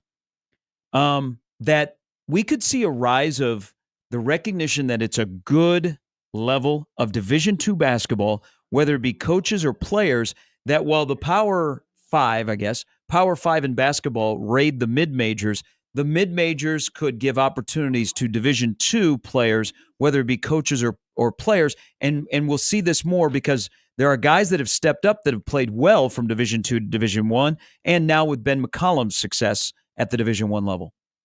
Oh, absolutely. I think that's definitely going to be. I think it's already started. I know. With what Coach McCollum's been doing at Drake and the amount of guys he brought from Northwest Missouri State, I know there's some. Mid-majors looking to D2 guys. I think that's gonna. These coaches, they don't want to leave any stone unturned.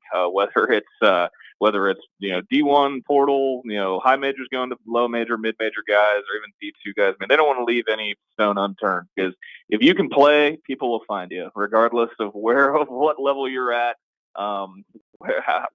What definition of picture your clips, your film are at, they'll find you, and you'll get an opportunity if you can play. But Ben McCollum, whether it's the MIAA for as many years in a row as he did, or year one in the Missouri Valley, that guy can coach basketball. He's a unique guy for sure, and he's going to get a lot of run this offseason. What a run. 3 in a row for coaches for Drake basketball. Nico Medved was there for a season. Darren DeVries follows that up, and now they got Ben McCollum. That's not bad for a little run of 3 coaches in a row. They got 5 straight years where they've won 25 or more, and one of Ben McCollum's products, Ryan Hawkins had a nice little brief run and came to Creighton to play his final season. He looked like he fit right in, like he'd been playing at Creighton forever a couple of years back. Oh yeah, absolutely. And that's I'll be interested to see there's going to be, there could be a little bit of movement coach wise just in the state of Iowa, but there's already movement around the college basketball ranks. I'm sure, Coach McCollum will be in the discussion as we get more and more into carousel season. Do you think that 3 weeks ago we'd be saying, holy crap, Nebraska needs Berke Buchtenjo for this game against Michigan? I would think so, just based on Michigan's roster and what they look like. I would say, you probably need a 6'10" guy who's probably your most consistent rebounder to go up against Danny Wolf and Vlad Golden and, you know, the sheer size that Michigan has. But I mean, yeah, they definitely, the discourse that was surrounding Parquet, or has, you know, throughout the season, the up and down. You want to talk about a roller coaster or an EKG with this team? May I introduce you to the Parquet Buchan experience? But they're definitely going to need him. Tonight, soon sounds like he is trending toward being available, and if he is good to go, they're going to need the most they can get from him with the team that's going to be walking into PBA wearing the maize and blue tonight. More important, front court play on the boards or back court play in general for the Huskers? I think it's going to be tough to not, put an emphasis on front court play and the boards and in and around the rim with Wolf and Golden on the other side. And Michigan's guards, I mean, they're nothing to shake a stick at. They're athletic, they're tough. Nebraska's seen Roddy Gale. He was at Ohio State last year. They brought a couple guys back, but that's still a pretty brand new team in year one under Dusty May. But I mean, when you've got 2 7-foot tall guys who run pick and roll with each other, and one of them who is throwing behind the back passes, and Fred Hoiberg, I think, called him a unicorn in Danny Wolf.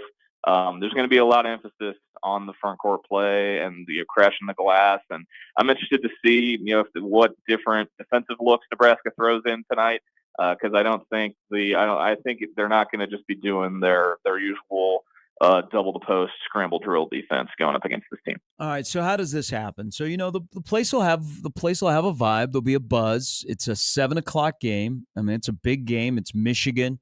I remember I think it was Juwan Howard's last trip in here. Breidenbach got hurt. It was an early December game. It was brutal. It's the only Nebraska basketball game that I have left early. Wow. Oh, Nebraska was getting destroyed. And we sat behind the Michigan bench, and the Michigan assistants were laughing at Nebraska. And I'm like, I'm done with this. And then I had to listen to Kent, and Kent was beside himself. Nebraska had a horrible night. So, it'll be a big bump in place. But help me with this. How does this game change where, Nebraska is a slow starting team? Under 16 media timeout, we're like, yeah, I get it. Under 12 media timeout seems to be behind. Yeah. How do they avoid everybody in that building tonight after Northwestern and Penn State and some other games this year sitting there going, oh boy, here we go again, when there's 10:47 to go in the first half and Nebraska's down 8 to 11 points? Yeah, I mean, I feel like, you could say this with any game this team plays, but I feel like you'll get by that under 12, you'll have a good feel for, how I think the rest of the game's going to go, because, Michigan, they are like a team. And then I'm not just, this isn't, big maize and blue overreaction, but I've been really high on, this Michigan group all season. And I think the world of Dusty May as a basketball coach. But their physicality, how they defend, how they go at you. They're not afraid to, throw haymakers, from the jump. And Nebraska, if they get hit with an early punch, they're going to have to stand in and try to keep their heads above water, or it could get ugly, I think. And it could, they're going to have to stand in and maybe eat a couple. But Fred Hoiberg's talked a lot recently about their importance of getting off to good starts and what it means to this team, and that's been evidenced in their last few games as well. So I think the first, the opening 8 minutes of this game will tell us a lot about how the other 32 are going to play out, I think.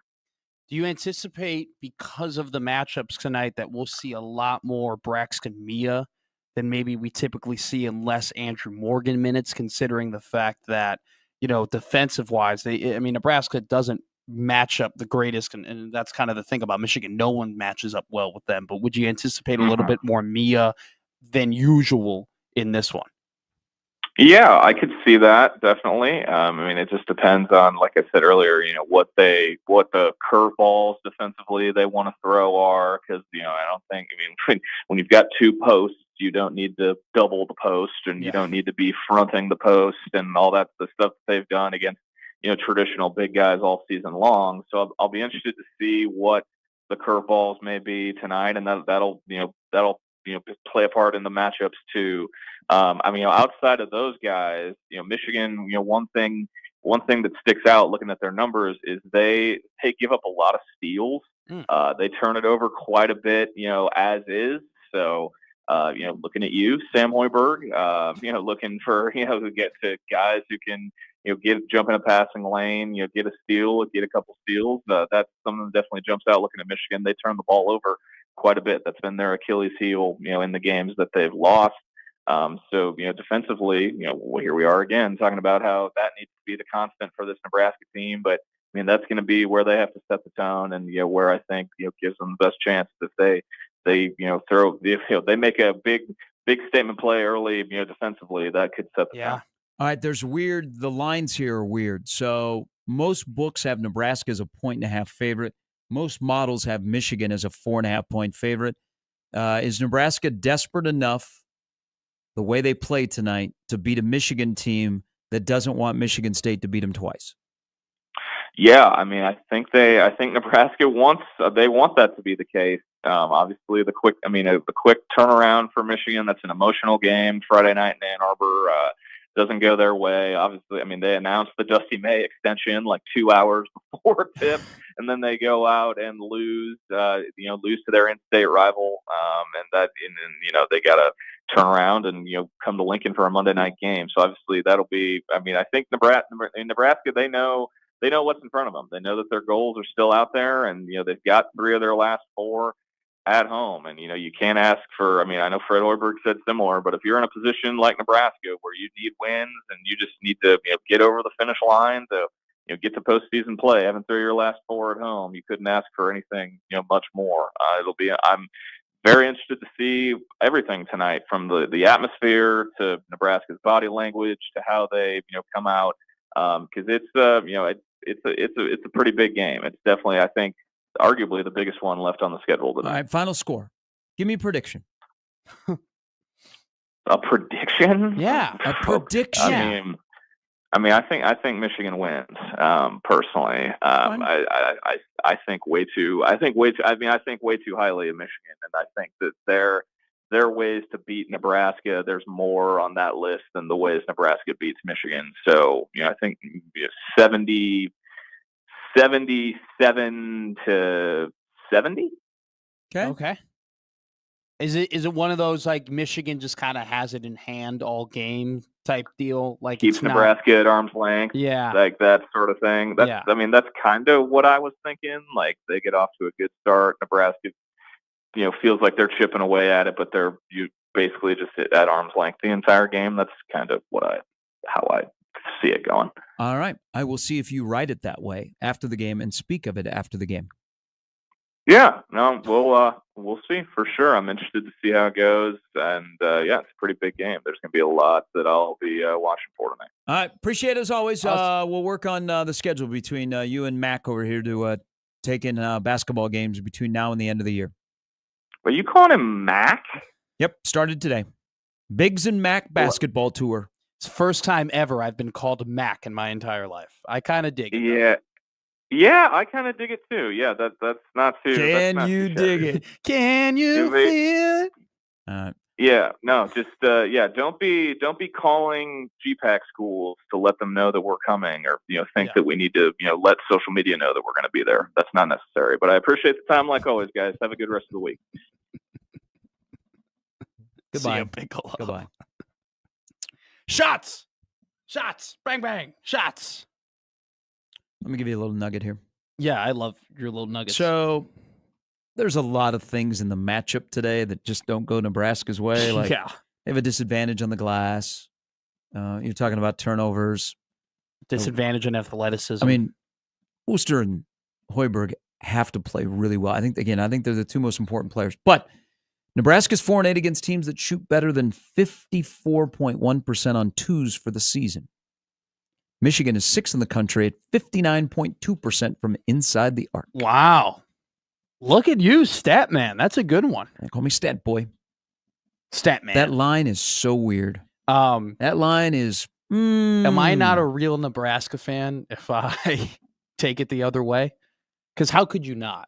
How could you not How could you look at a No, line? you don't have to apologize. I mean, you can be mad about Nebraska getting out of the series with Tennessee and still be a Nebraska fan. It just makes no sense. Like typically, you and I are pretty good at guessing lines because there's such a thing called momentum, right? And you can feel the momentum of, hey, there's momentum here for this program. They just won this game. They're coming back home. They haven't lost at home in a while. This other team, this ranked team that they're playing, you know what? They didn't look great down the stretch against another ranked team they were playing at home. Like there are things that can build up to that moment to the point where you could say, hey, hypothetically, yeah, Nebraska should be a favorite in this game or could be a favorite in this game. There's none of that. There's none of that built-in momentum from really either side for me to say, oh, the line can shift this certain way. It's just straight up, Michigan is a much better basketball team than Nebraska is. They are. They have almost every advantage in terms of height, length, size, athleticism. They match up really well against Nebraska. Nebraska is not they're a taller team. Like Gary is tall, Berke is tall, Bryce is tall, but they're not necessarily a physical team. Michigan is more physical than they are. I just don't think that any of the puzzle pieces really match up for Nebraska other than Michigan gets really cold and they're able to take the momentum from PBA and rally it into a massive kill shot run and end up winning a game. But I don't think this won't be a game where it's going to be back and forth. Like, the first 5 minutes of this game are going to be incredibly, incredibly important. All right, that game's at 7 in Lincoln. Plan accordingly. See you in the rail yard.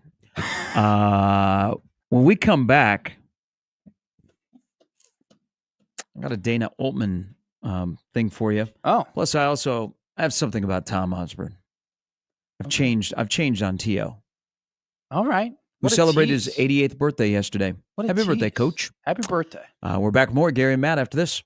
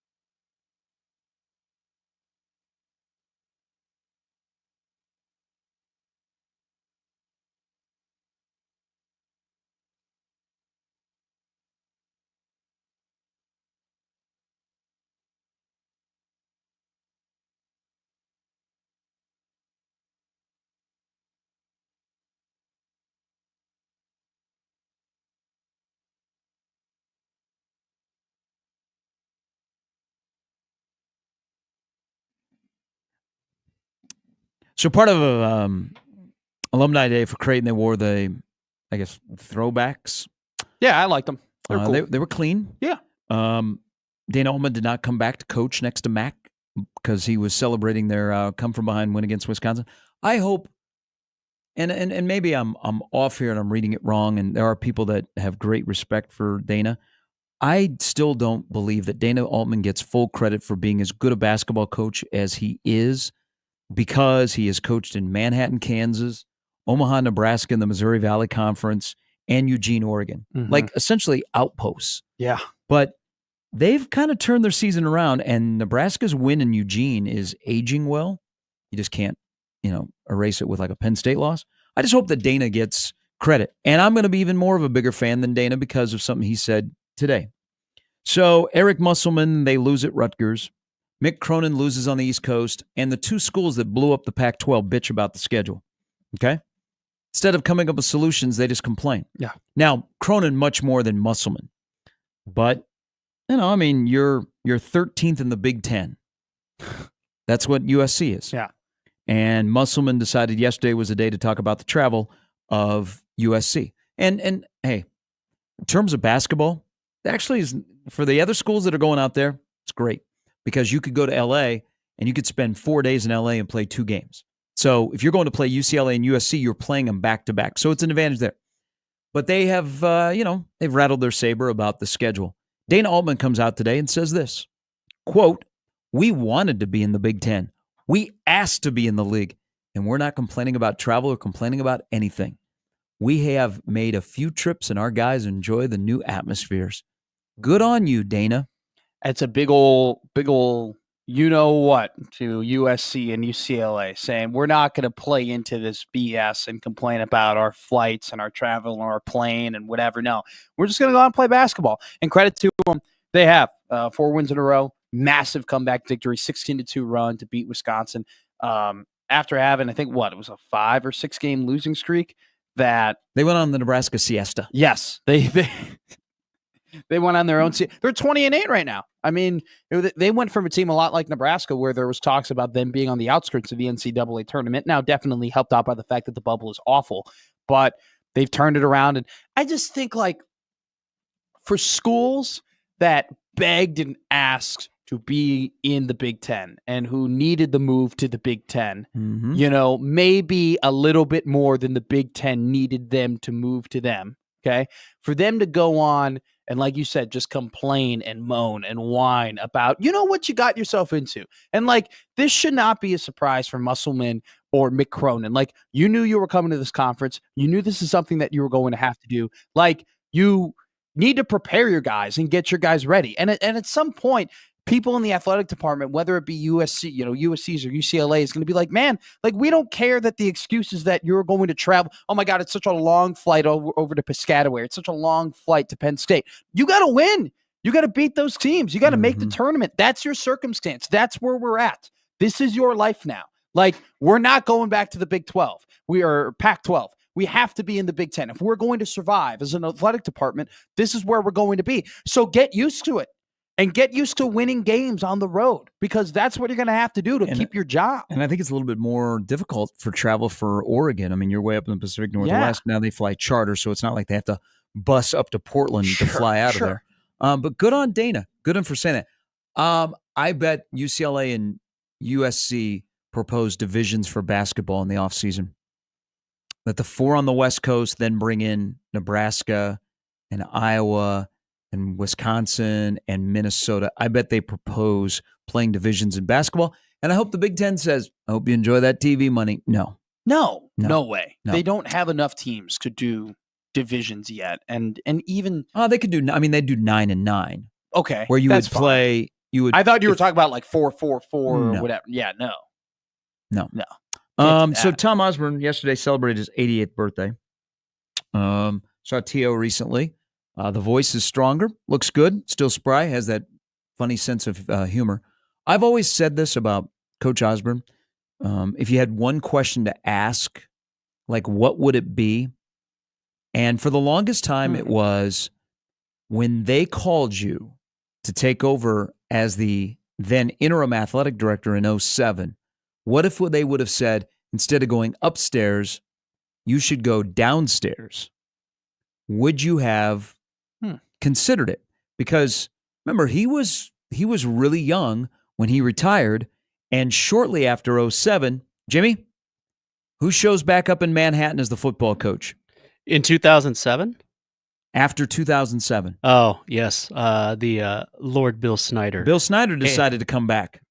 So that's always been my question. Ron Prince wasn't given enough time, in my opinion. He should have at least been given 8 to 10 years to really build his program. Said as a good KU man. He's a good man. Really wore a cowboy hat well. But I'm starting to think of another question. And you know, I mean, T.O.'s legacy in this state, there's some good, there's some bad, there's some interesting, but he is connected to the state. People identify Nebraska and they think of Coach Osborne. And look at his time as a coach, his time as an athletic director because of getting Nebraska into the Big Ten.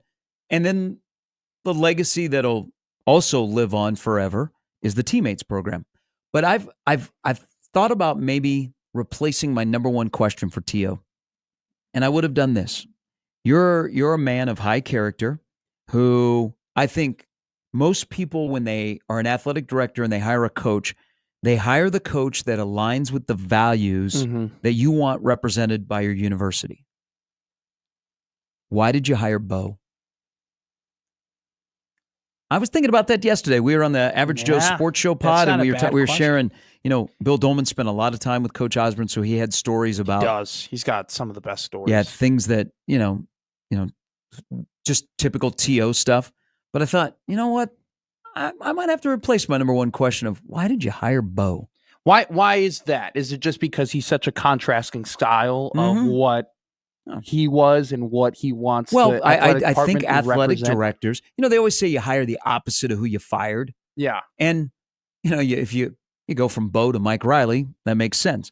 But I've always thought good athletic directors, they not only hire the best coach, but that person also has values that align with what you want represented at the university. Sure. Can I adjust your question? Can I adjust your question a little bit? T.O. and Bo are completely different people. And, Bo ran some rough shot on T.O. as, the athletic director. So I want to adjust your question a little bit, and you can push back because maybe the why is different, right? Because maybe at the time you could say, well, at the time I thought this and Nebraska needed this and he had done that and he had already been at the program and, maybe he should have gotten hired on the first go around as opposed to Callahan, whatever. My question, I think, or maybe I would. By the way, Bo would not have been ready. Sure. I was pushing him. Bo would not have been ready to take over after Frank got fired. Sure. I want to adjust your question, though, to this. Does he regret hiring Bo? Because I think he could give you a sound answer to why he did it, but did he regret it? No, I don't think so.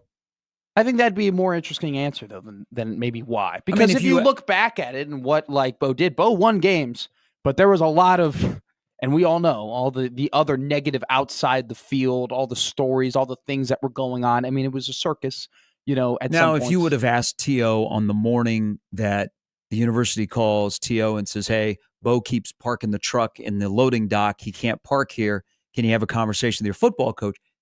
His answer that day might have been a little bit different. Sure. But it's an interesting question. But I think it kind of made sense, though, at the time for them to do it and him to do it, just because you needed a guy who had been there, done that in Nebraska before. And maybe they did need a little bit something different. Like that might be his answer to you. Hey, I did it because we needed to change up the program a little bit. We needed a guy who was going to challenge people. We needed a guy who was going to have this attitude that was going to put us in the right direction. And maybe we needed something that was different than what we had done in the last 20 years because, times are changing and we needed to change with the times. That might be one of his answers. The other part would be of that question is, so was it true about Turner? No. You didn't? Sorry, you said Turner. My liver started hurting. Well, PTSD. Okay. Just focus on the guy that wore number 12. Oh, okay. Playing in Lincoln, not your football coach at KU. Okay. Is you didn't hire Turner because you were afraid someday you'd have to fire him. And you don't fire Turner Gill at the University of Nebraska. Oh, I might be adjusting. I'm adjusting. Little juicier, juicier. No? I'm adjusting in older age. I like uniforms. I like Nebraska's baseball uniforms. I like Creighton's throwbacks. I like Nebraska or Omaha men's basketball wearing black at home. You're not saying you like. And the now I'm thinking I might have OTs to now. change my question. No, I'm not getting soft. Okay. That's soft. All right. I got hustled by a Girl Scout. You did get hustled by. I'm a Girl coming Scout. back. I wasn't bringing that up. Hey, did you get into communication? Like a raging cage of monkeys? I'm coming after her. Uh-oh. After her, you should go after your friend, her dad. No, she kept pushing the $9. Respect. Wait. You were in communication with him, not her. Yeah. But she had to give school because he was. You can't get mad at Chris Bryant. You got to get mad at Boris. He's teaching her a lesson. He had her do the sell. So she did the sell to you. She did the sell. So and you then, did and then get dad hustled. and then dad facilitated the transaction. I know that sounds really, really dirty and creepy. No, she's good at her job. They're going to hire her upstairs. I mean, this sounds like a Boris and Bregman. Just 1-2. Just you were the Red Sox. You got fleeced. Scott Boris, and he you had paid a lot up front. And he had the audacity then to follow up with after the transaction. And now this morning that I know they got hustled, he goes, "Hey, I know you're not using your Nebraska tickets on Saturday." Oh yeah. I will leave that text unread. Yeah, absolutely. Not deserved. There is news involving the Iowa football program that we will share with you when we return in 1620 The Zone.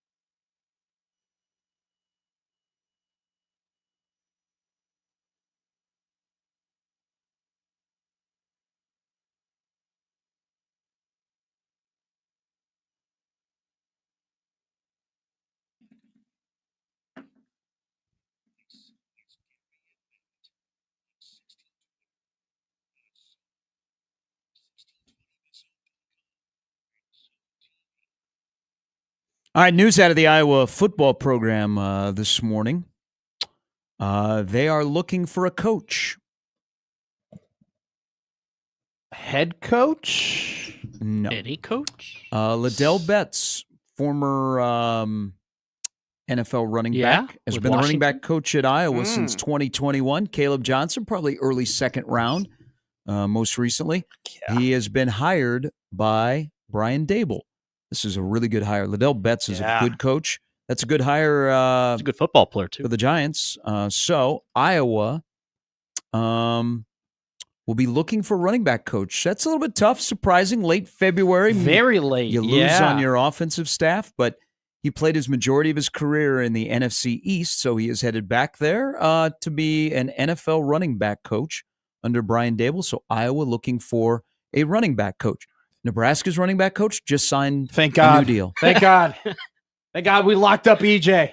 But you know somebody was thinking it. Didn't let him go to Iowa City. It was a great move. How many position coaches, not coordinators, how many position coaches, what position do you think you know more names around college football?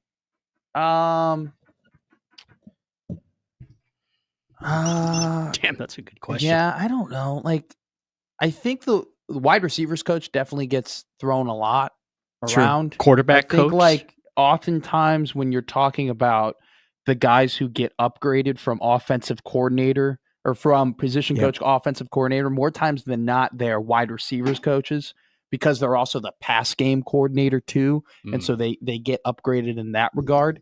But I don't know if there's really more of like a what position in college football do you know the most consistent coaches? I think it really is a person by person thing. School by school. School by school, I'm trying to think connection here. by connection, right? If you are a school that like has had really good wide receivers coaches in the past and they've all gone to other, you know, they've all moved up. Same thing if you're like Wisconsin, I'm sure that Wisconsin, you know, fans could probably name a lot of offensive line coaches, you know, because Yeah. they've had Or running assistants back. who've gone around and moved on. And so I really do think it's like a person by person, school by school thing. I don't think it's like everybody knows running back coaches. So at you know? Nebraska, who would that be when I'm saying position? Well, I don't mean the thing is that Nebraska hasn't had a I only mean tenured, position. DB's coaches probably for me. But remember, they went through the longest time with Coach Osborne. It was great to be an assistant here. You didn't leave. Yeah.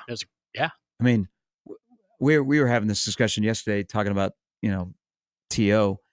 We were friggin' spoiled around here. We were so spoiled by the success, the continuity, no drama. The coaches wins. were just dudes. I mean, there was drama, but, you know, it's all about wins. Just like it is with Matt Rule today. When you say, you know what, if you're going to play 15, 16 games, why would you play an early tough game? It's all about wins. It's all about wins around here. I think it might be. I think mine might be DBs, just because of all the DBs Yeah. coaches that have like just passed through here, like Fisher, Williams, Cooper, the FAU guy they interviewed, Antonio, some another. Like That's a hell of a last name. That is. Yeah. Simone? Rolls right off the tongue. Simone? No, they've gone. Yeah, probably DBs. I was going to say Yinzer, but Travis Fisher, defensive analyst at Central Florida. yeah, Just got that. surprise to hired. nobody. It is a little bit. Oh, okay. Sorry. Yeah, it was kind of, I don't know how hunky dory it was at the end. there. Sure. Okay. Fair enough. One quick thing here, and then we're going to finish with a good question. This involves back to Coach Osborne. Would you like to tell people, because you caught Jimmy and I off guard this morning, you're wearing Jake Pizza's pants. Oh, yes. They're, Why? You just kind of slipped that in The there. guy who was going to be the quarterback coach at Nebraska. I remember that until, you know, the family had a look at what they were getting into coming back here, and they decided to stay in the NFL. But somehow you have Jake Pizza's Carolina sweatpants. And you said they're the most comfortable pants ever. They are. And I believe you. And Jimmy looked at Matt's butt to make sure that they said Jake Pizza on it, Yeah. just as a confirmation. Yeah. They do have They Jake did. Pizza's name on it. Okay, how did we acquire these?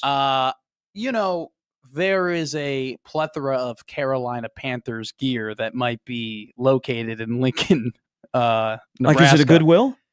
No. Put two and two together. Who formerly coached for the Carolina Panthers in Lincoln? Dom Caper? Oh, never mind. Yeah. So he had Jake Pizza's pants. They had a lot of people's things. And so there was just one day, to my knowledge, just a dumping of, hey Can you guys, just help yourself? If you any Carolina Panthers fans in the building, I here you am right go. now. And so people just started picking it up and taking Panthers gear. And then a lot of people said, wow, I have a lot of Panthers gear now. Matt, would you like some Panthers gear? And that's how I got Panthers Man, gear. where was our friend Austin Jacobson, who is the lone Carolina Panther fan I know?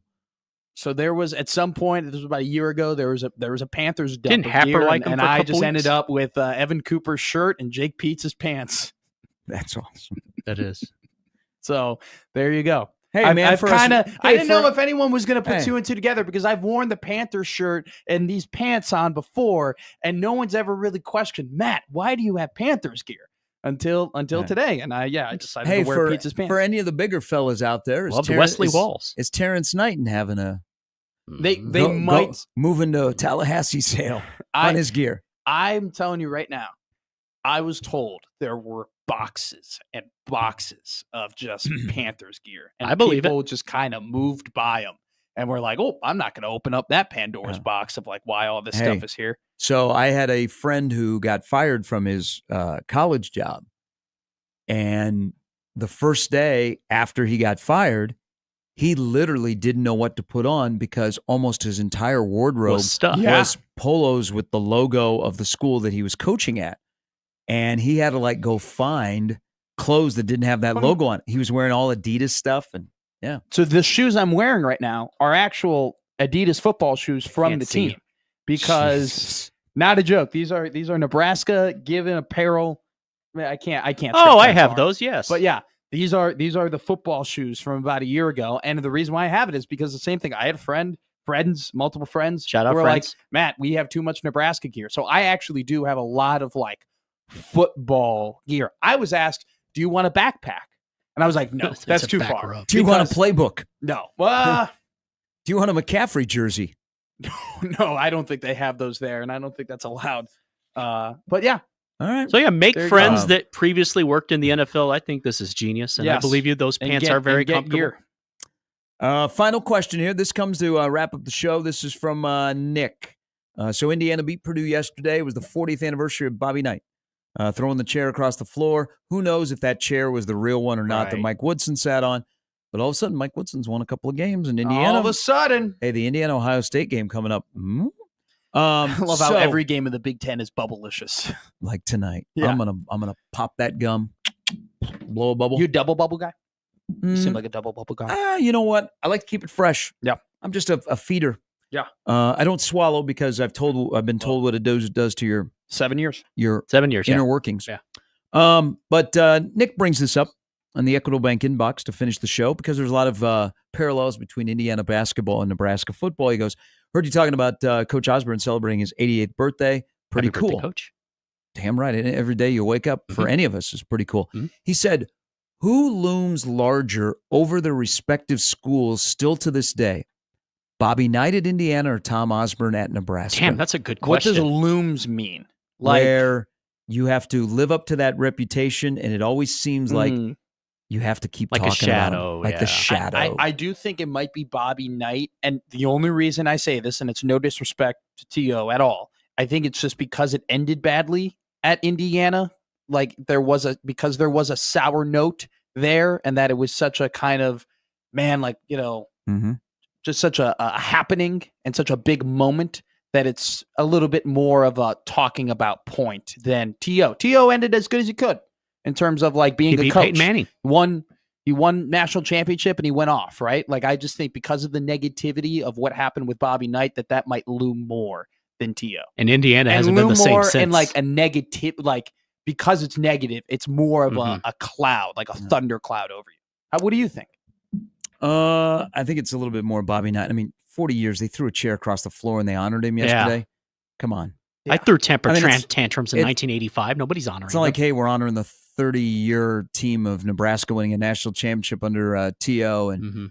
all the coaches are going to wear the red coaching pants or the short bike shorts. I mean, I'm being a little tongue-in-cheek here. You got to get you some of those, Matt. Pants and the shorts. All I right. got connections. We'll talk tomorrow about Nebraska, Michigan tonight. We'll see you on the floor after the game. Easy to get out. Is there Telling you. is there PBA magic tonight Hoping. against the Wolverines? Hoping. We'll see. Praying. We'll discuss it That could be a win and a near lockage. You almost did the Donald Duck again. See you tomorrow at 6 for Matt, for Jimmy. I'm Gary. 1620 The Zone.